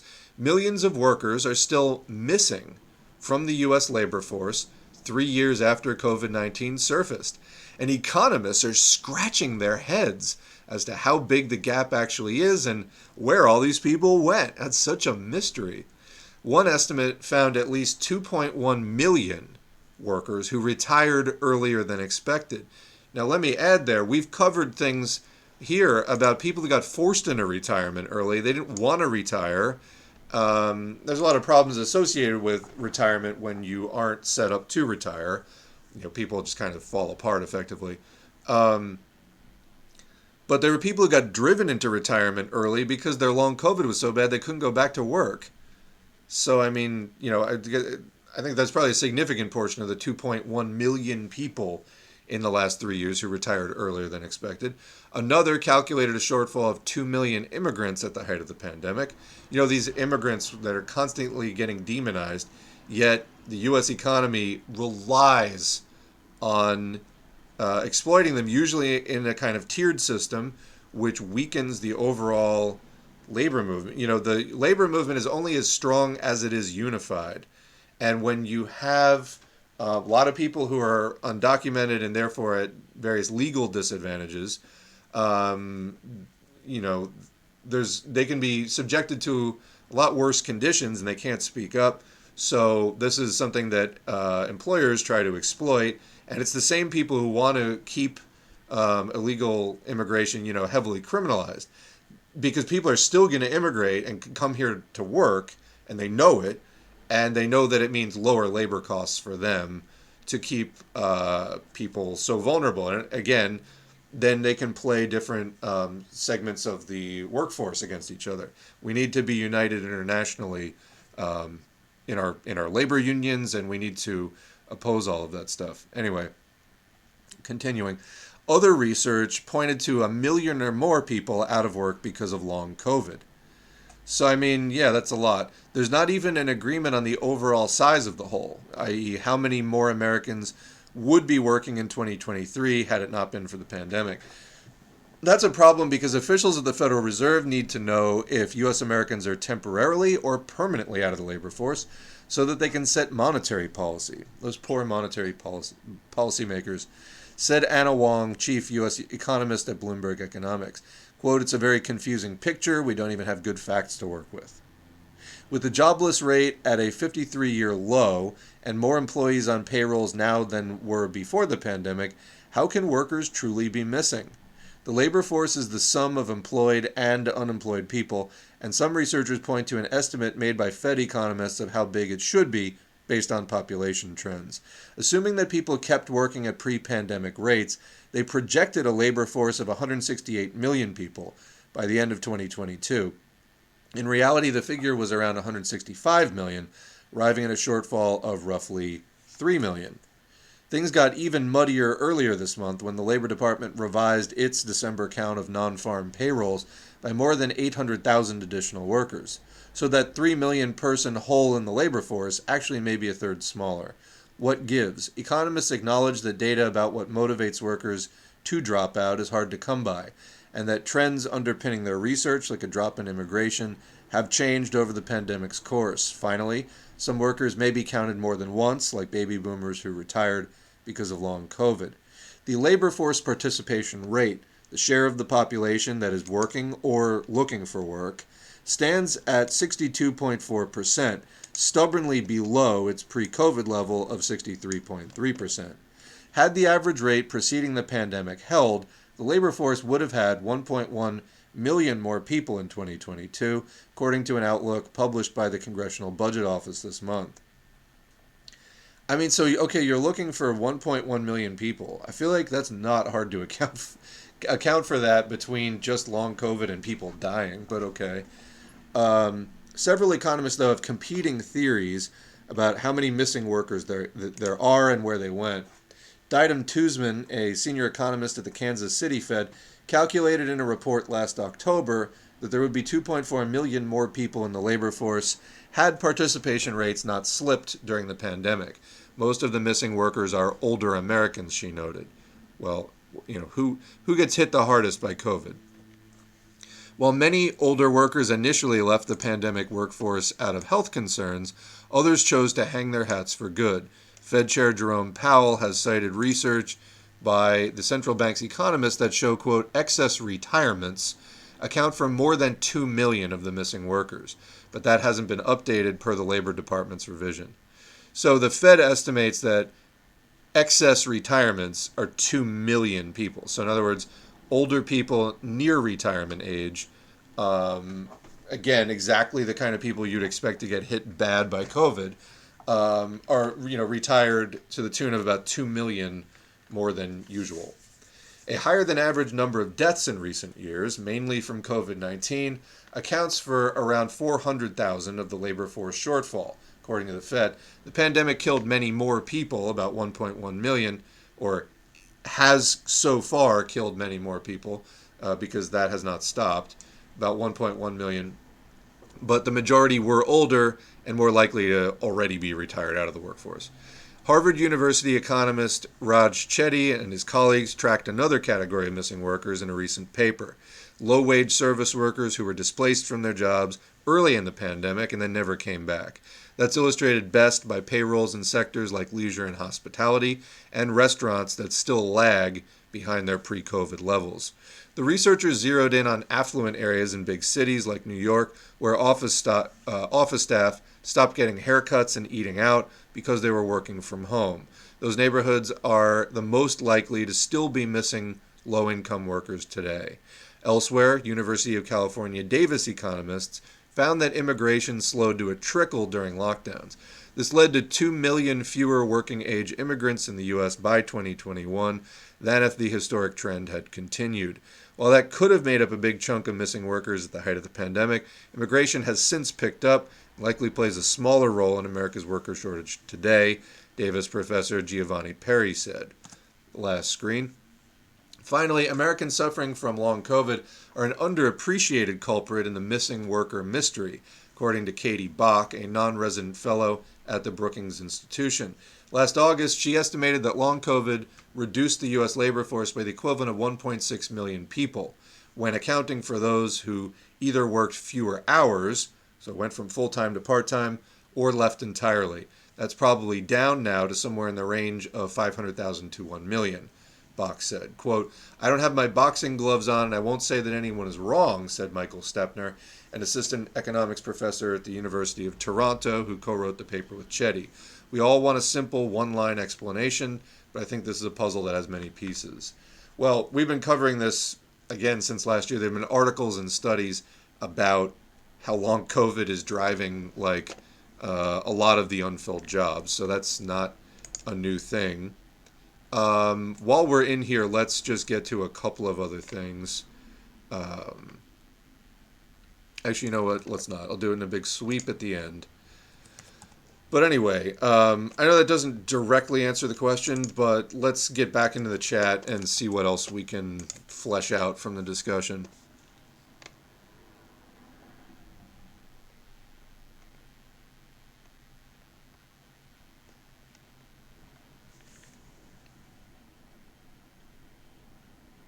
Yeah, I mean, that is not based on any sound economic analysis. Money is meant to be spent. Yeah, the people protesting that are very likely to have to be very misinformed in the first place. That's kind of a stab in the dark at people sat at home buying stuff online, causing inflation. Not really. I mean, the other thing is that, were people just sitting at home buying stuff online? Because what I remember, especially during 2020, was a lot of people, there was a mortgage, foreclosure moratorium because people were struggling to pay their mortgages. This wasn't this big, prosperous boom time where people were just spending, readily. So, yeah, I think that those people were just kind of making shit up. It's vibes-based economics.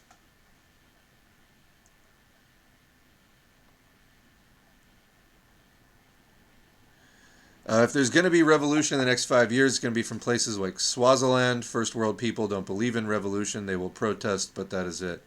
Now, let me just ask you, what do you get out of making a statement like that? I'm not saying you're wrong, but people are just so adamant. At this point, yes, I mean, the French protest a lot and hasn't resulted in a revolution so far. But I'm not sure that statements like that actually encourage anyone to test the waters for support for said revolution. So again, I'm not saying that you're wrong. Oh no, France, for example, is definitely going to have a revolution. I'm not saying that, but we do want them to, and we want to encourage people to adopt a revolutionary position and to take the protests beyond protests into revolt. So, yeah, I don't know. I just don't know what people get exactly out of those. I don't know if this is sort of trying to temper expectations or or what. But yeah, I mean, I wouldn't expect it out of the U.S., for example. But then again, as soon as people in 2020 didn't have to go to work, there were like mass protests every day. Now, where that crosses the barrier where people just start doing that even when they, when the economy isn't in a big shutdown, we haven't crossed that threshold yet. But it's not impossible.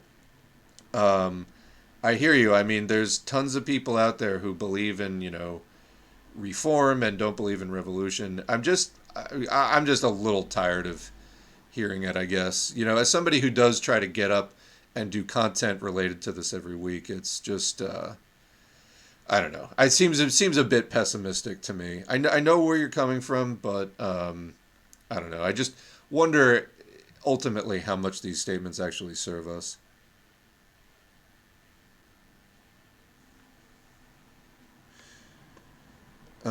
Is Graham Elwood the finance guy that always has his mouth open in each one of his thumbnails? I don't know who you're talking about, but I don't think that's Graham Elwood, no.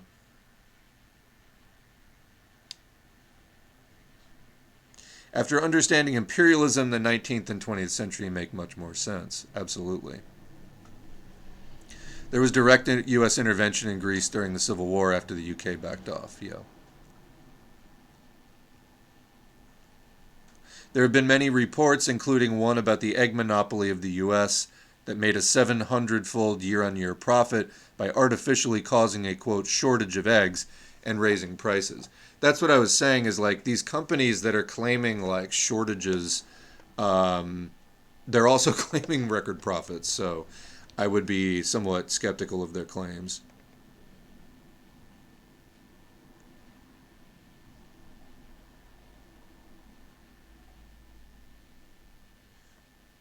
I see what you're saying. This is in regard to China benefiting from the Russian invasion of Ukraine. But I think that China has already gotten whatever they could have out of the invasion. A stronger relationship, penetration into Russia, and destabilization of their rivals broadly. Now, my point is, if Russia were to make peace with Ukraine, pull back the invasion, and then the sanctions and the boycotts by Western capital against Russia were to subside, then Western capital would be back into Russia, picking up where it left off, and Chinese capital would not have those opportunities. So that's what I'm saying.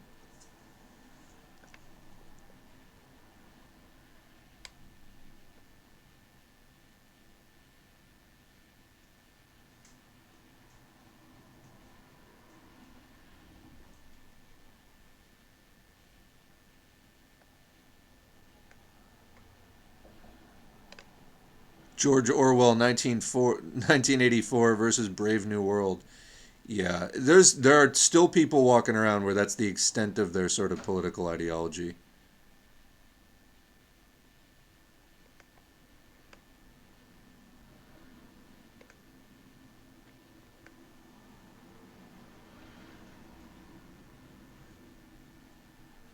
My mother, who is in her late 60s, when she talked about her time in West Germany, said she remembered a lot of armed guards everywhere. It was very militarized. George Snorwell. How have I never heard that before?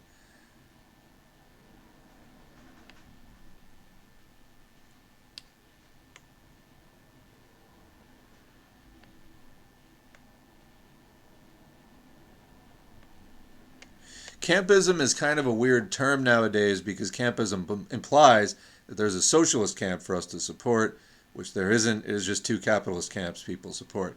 Yeah, I think of it as kind of like degenerated campism because for exactly that reason.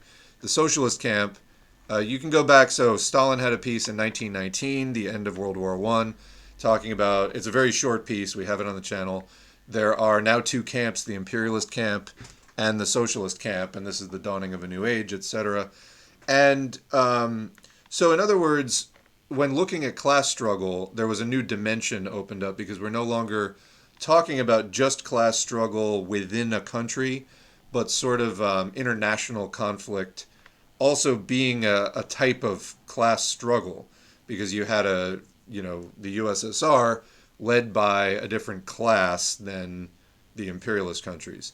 But, you know, that there was a lot of people who kind of just stayed at that level, like didn't look any further as far as, is the USSR revisionist? Are they still upholding that? And so, anyway, not to get into all the details of that. But now we're at a point where it's just, as you said, there's not even really, that socialist camp has degenerated to the point where it can hardly be called that.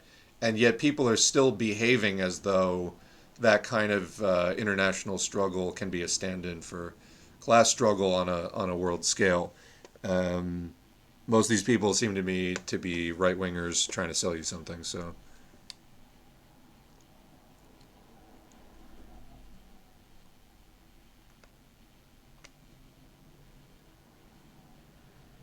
from what I can remember, real Marxist-Leninists in the USSR made up only a minority of the party membership. The rest were liberals, nationalists, revisionists, etc.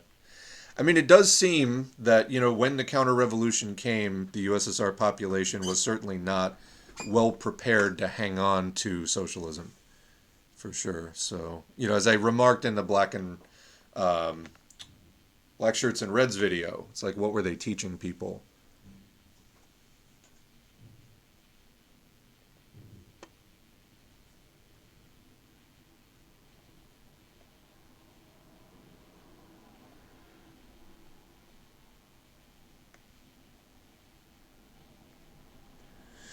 All right, catching up with the chat here, and then we're going to do the last few articles quickly, and then that will be it for today. Not going to be so much of a marathon today, but...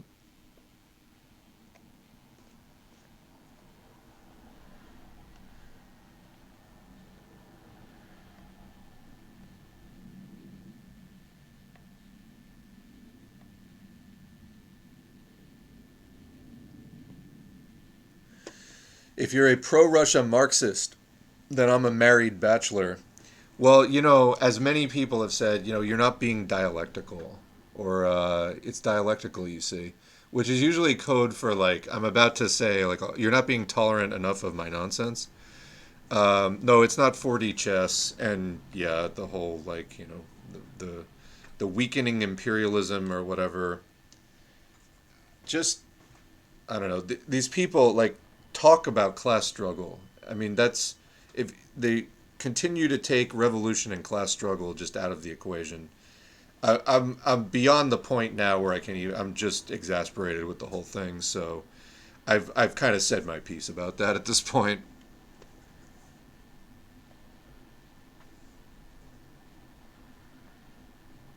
Yeah, no war but class war. Absolutely. It's the only war that we're actually, benefit anything out of. That was badly said, but I think you get the idea. I still wear a mask everywhere I go, and I still get funny eyebrow-raised looks from people. Well, the joke's on them, unfortunately, because hopefully it's dawning on some of those people as they give you those looks of like, wait a minute, did I not get the memo? Should I be wearing one of those?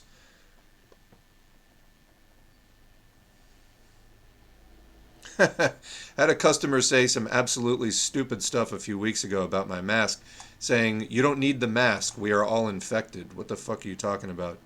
Yeah, this isn't The Walking Dead. We all have it. No, that's not really how this virus works. You can get reinfected on like a monthly basis.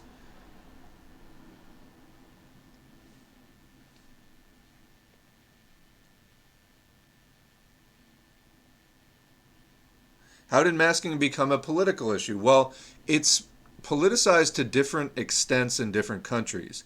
In the more right-wing countries, it tends to be more politicized. But there were other countries where it just wasn't that politicized in the first place. So in the US, it's politicized because the US is fucking insane. You know? I mean, you all know, I'm not going to like break down every detail of it. The shorthand is the US is like, you know, just foaming at the mouth fascists are, at the standing in front of the levers of power in many places. And, it's anything to avoid facing the real problems. So they get all hyped up on the masks or whatever else, and it's blatantly anti-scientific stuff. I don't know how people even believe most of the stuff in the first place, but it is self-destructive.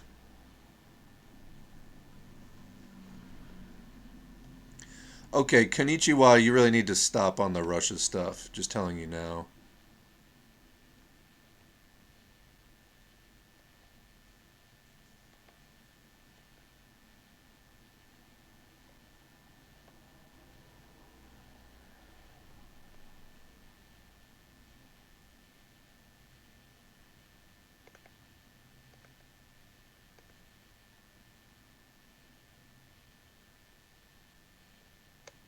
French people need to start demanding their government stop taxing former French colonies.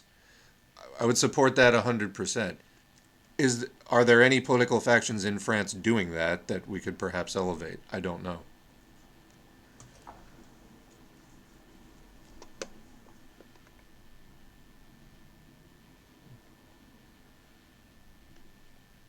Oh yeah, the yellow shirt, the yellow vest movement in France, that has a lot of populist.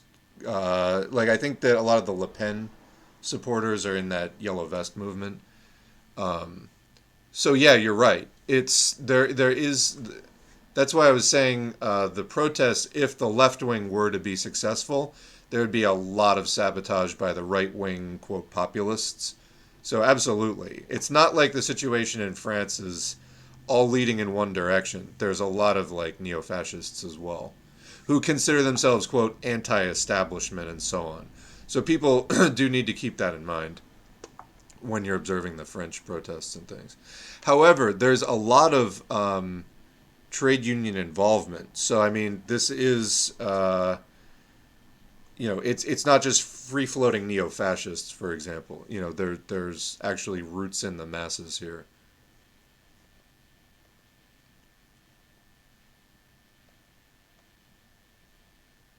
Well, I'll see if I can dig more into this. I'm not even sure of good sources on that off the top of my head, but uh, see if we can get a political breakdown somewhere. If anyone listening to this on YouTube after the fact has some recommendations, I'd be happy to take a look at them for covering them.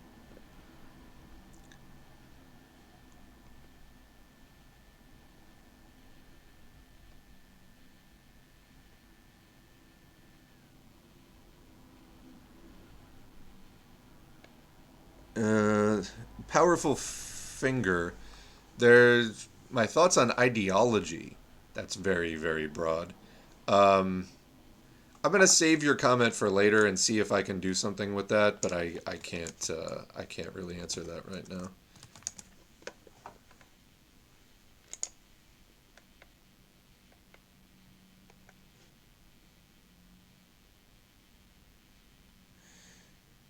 Uh, Go over articles about the nature of settler colonialism on stream.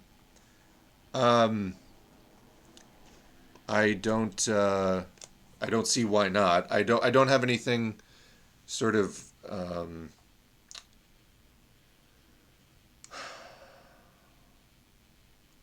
I feel like that is a topic that gets kind of discussed a lot on not necessarily Marxist Leninist channels. It's not a topic that especially calls to me in that I think it's almost self-explanatory. So, and there's other channels covering it kind of ad nauseum.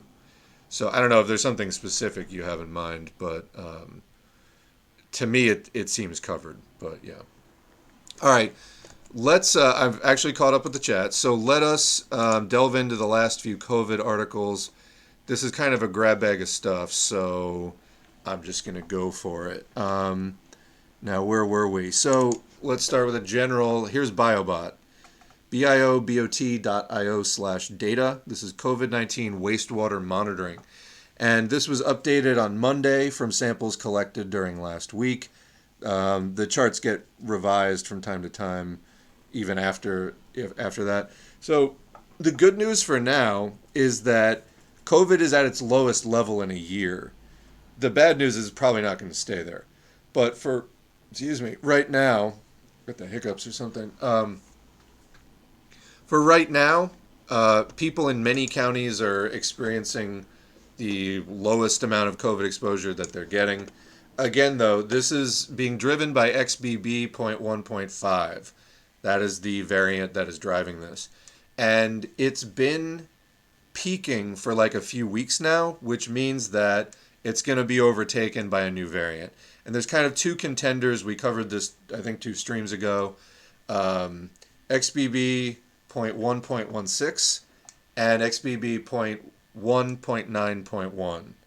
Those are the 2 variants right now that have a growth advantage over XBB 1.5 and are likely to overtake it in the coming weeks, maybe sometime in May. So you can see, like last year in April and May, you had that upward trending thing, and then by June it kind of leveled off and it was into the plateau that we basically saw up until basically last month or so. So there's an enormous amount of COVID still circulating in the wastewater, which, how does it get in the wastewater? It's because it gets excreted from people's bodies, meaning it's circulating in the population. So even with cases not even being counted, let's zoom in here. Where is my zoom in? Yeah, here's the 6 weeks.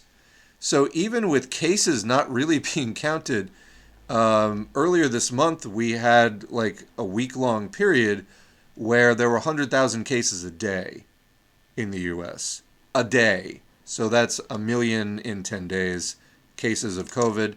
And that's, keep in mind, most of the cases are not being counted. So this is like not a good situation in any way. COVID is not over. Again, right now it's in a lull. Here it is by region, and this is also on the 6-week time scale. It is like dropping at the moment, but the Midwest, you can see that purple line, it's just come down from over 400. Kind of like 800 to 1,000 is a lot, is like surge levels. So right now it's, at a half or a third of that. And I mean, that's good for now. Don't stop masking, don't stop protecting yourself. But it is a relative lull. But again, we had this last year, and then it came back. And everything this year so far points to it's going to keep coming back until we make it stop coming back. And here's what I was saying about the variants. This is COVID variant trends over time. That dark purple that is currently, taking up over like 90% of the thing, that is the XBB related variants, and that includes both the dominant XBB.1.5 and the incoming XBB.1.9.1. The other one, the XBB.1.16, is I think originating out of India. That's where the first big outbreak of that is happening. It is in the U.S., but I don't think that there's a big outbreak of it in the U.S. yet. However, both strains seem to have a growth advantage relative to the 1.5 and should overtake it at some point. Just hasn't quite happened yet. So, but that's what we see is these strains, every few months it mutates and there's a new strain coming in to take the place of the last one, and then there's a big outbreak and there's a lot of new cases and this and that. What else do we have here? Something about T cells. So Anthony J. Leonardi, if you're interested in COVID, definitely follow at Fitter Happier AJ is the handle. This is a guy who did his doctoral thesis, I think, on something related to T cells. I forget off the top of my head, but knows what he's talking about when it comes to COVID. Has been fighting for awareness that SARS-2 attacks and kills T cells, causes T cell exhaustion and depletion, and that was pushed back on by many mainstream sources. He has continued to fight for it, and now it's being more widely recognized. So the Dana-Farber Institute writes that T cell exhaustion is seen in SARS coronavirus 2. It's accepted that there is T cell exhaustion from COVID. So that certain person messaging people that I was wrong is wrong. added to the T cell harm that is now accepted. So you can see the Dana-Farber Cancer Institute saying, quote, exhaustion is not only seen in cancer-fighting T cells, but is also frequent in the setting of viral infections such as human immunodeficiency virus, or HIV, hepatitis B and C viruses, and COVID-19, SARS coronavirus 2. So they said there wasn't T cell exhaustion. They said that it wasn't harming CD8 T cells. They said that herd immunity would be achieved. Wrong on all counts. I applaud this guy for sticking it out and full support. What else do we have? Risk for stillbirth among pregnant individuals with SARS coronavirus 2 infection varied by gestational age. So we know that there is a risk of harm to to babies in the womb, basically. There is placental damage that can occur due to SARS-2 infection. Anyway, what this study went into, it aimed to examine the association between the timing of a SARS-2 infection during the pregnancy and then the risk of stillbirth. So stillbirth is when the baby is born dead. And it's a horrible situation, but that's what it is.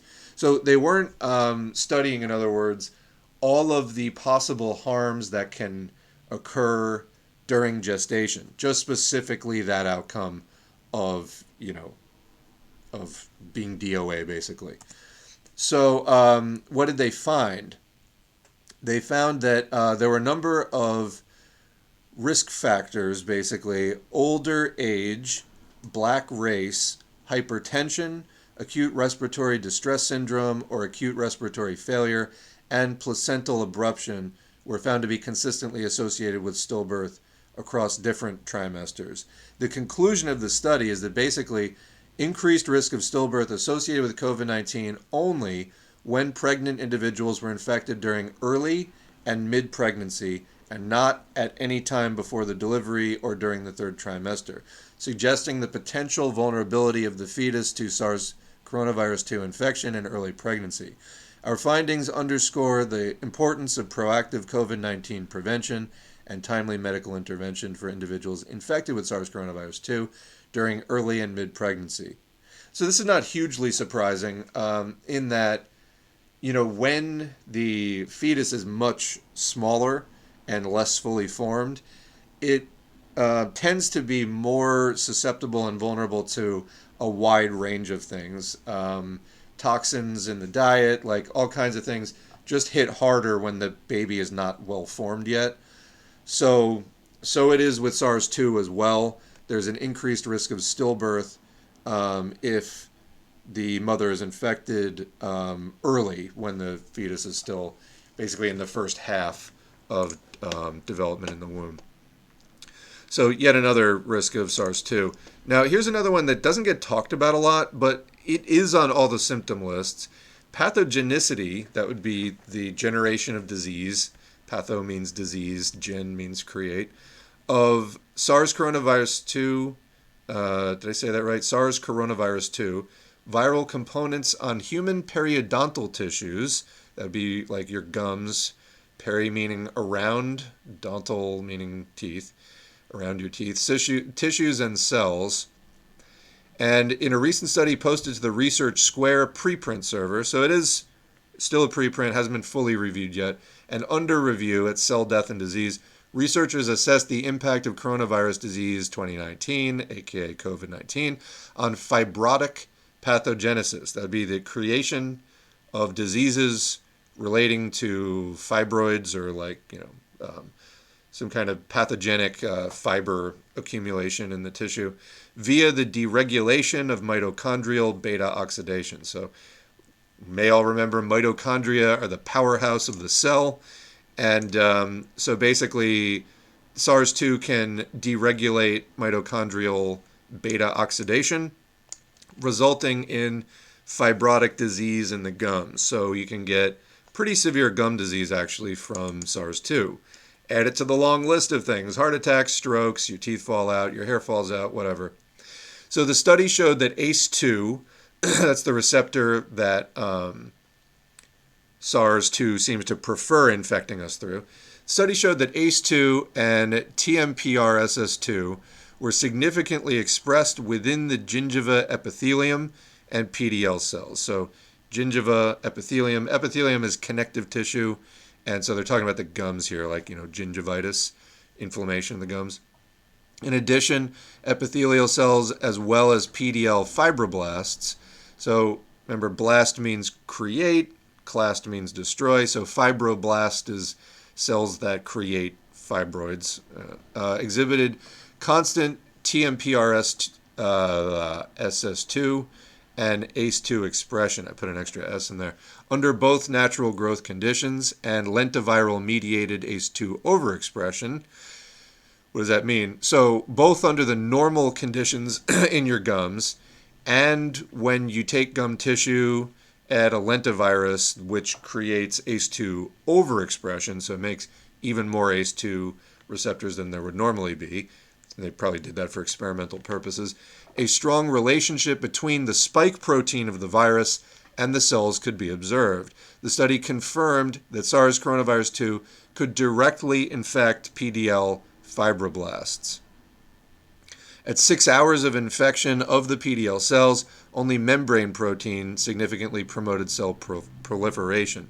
Although at 48 hours, envelope as well as membrane proteins.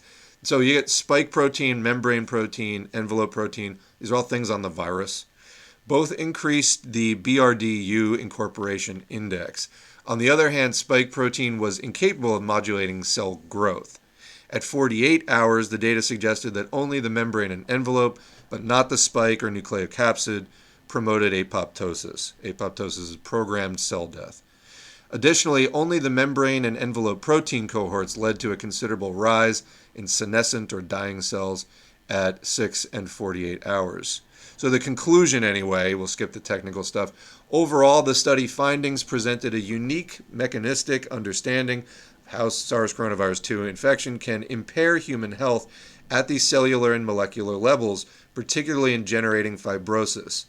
The researchers believe that the present findings could be applied to various body systems to explain and investigate the pathogenesis and therapy of fibrosis.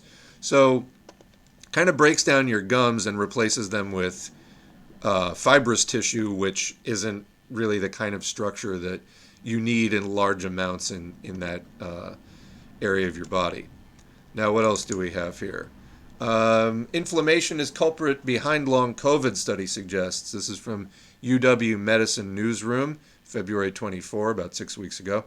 Murine research indicates that the S1 protein, be the spike protein, is a gatekeeper for how the SARS coronavirus 2 virus crosses the blood-brain barrier. There is an image of the coronavirus with the S1 protein appearing as the flower-like structures on its surface. Beautiful. Dr. William Banks had a case of COVID-19, that beautiful but deadly, that carried some hallmarks of long COVID, a debilitating version of the virus that lingers for months and raises risk of long-term impairment. Quote, I couldn't remember things, and I lost my ambition to remember, Banks said. The two together were terrible. So SARS coronavirus 2 causes inflammation in the brain. That's the critical point, said Banks. Basically, the S1 protein, either by itself, so it can break off and just circulate, or connected to the virus, gets into the brain and you're off to the races. It starts creating inflammation. It may make, if you have Alzheimer's and other cognitive diseases, you seem to be at particular risk when the S1 protein, either by itself or attached to the virus, crosses into the brain. It may make it worse, bring it on sooner, or it may cause its own version of cognitive impairment alongside the Alzheimer's or other cognitive disease. By analogy, that's what diabetes does. It increases the risk of Alzheimer's disease, and it also creates its own version of cognitive impairment. This sort of ups the odds that something like this could happen with SARS coronavirus 2. It's just a flu. It's just a cold. Banks said that next steps for study include examining animals to see what the long-term effects of inflammation are on a brain that's been infected with COVID-19 for longer periods. Months translate to years in the brains of mice, for example, allowing a more advanced understanding of the disease. The researchers also want to test candidate drugs that might block or prevent certain kinds of neuroinflammation. finding the source of brain inflammation amid the quickly advancing understanding of mechanisms for dementia diseases raises an alarm. Quote, I think the other big concern is that we're showing that the Alzheimer's disease model has a lot more inflammation, so the study is really kind of advancing all the things that we had feared. But on the other hand, if it's true that brain inflammation is the culprit, which we also think is the culprit for cognitive impairment and brain injury and football injuries and everything else. So you've maybe heard about football players that get that concussive syndrome from like getting knocked in the head repeatedly. Well, what happens? The brain gets injured, you get sort of inflammation off of that, causing, again, cognitive impairment, because that's what your brain is doing, cognition. Then we're a little bit closer to figuring out what needs to be studied. Let me just add to that. Inflammation is definitely one of the components, but there's evidence for a variety of things contributing to long COVID. There's another channel on YouTube, Gez Medinger, G-E-Z, Medinger, M-E-D-I-N-G-E-R, that covers long COVID. I haven't checked in with them in a while, but they had a lot of good stuff, highlighting that there's like half a dozen possible and even probable sources of COVID-19, including inflammation, persistent viral infection, disruption of the gut microbiome causing all kinds of mayhem. Also reactivation of latent viruses that are still in the body but have gone dormant, and then COVID basically creates conditions where they wake up. There's a variety of things that are probably all contributing along COVID. Inflammation is definitely one of them, though. All right, what else do we have here? COVID-19 vaccination linked to fewer cardiac events. This was the first study published here, talking about it in Science Daily. First U.S. study to show a lower risk in patients following SARS coronavirus 2 infection. Summary: analyzing the most extensive data sets in the U.S., researchers have revealed that vaccination against COVID-19 is associated with fewer heart attacks, strokes, and other cardiovascular issues among people who are infected with SARS coronavirus 2, the virus that causes COVID-19. Not going to go all the way through this one. We've covered multiple articles that show that, whether it's the myocarditis or a variety of things, the vaccine does show a strongly protective effect, despite the anti-scientific nonsense that the anti-vaxxers say. Here's just another piece of evidence to support that conclusion. What else do we have here? What was I looking at here? Oh, this is not related to COVID, but I have a whole article. Maybe we can get into this another time. The CDC team that was studying the health impacts of that the bomb train that blew up with all the chemicals, or was blown up, rather, with all the chemicals. The CDC team that went there to study the effects got sick while they were investigating. That's how bad it is out there in East Palestine. All right. Moving on to the next and I think last thing here. No, there's one more thing I wanted to mention.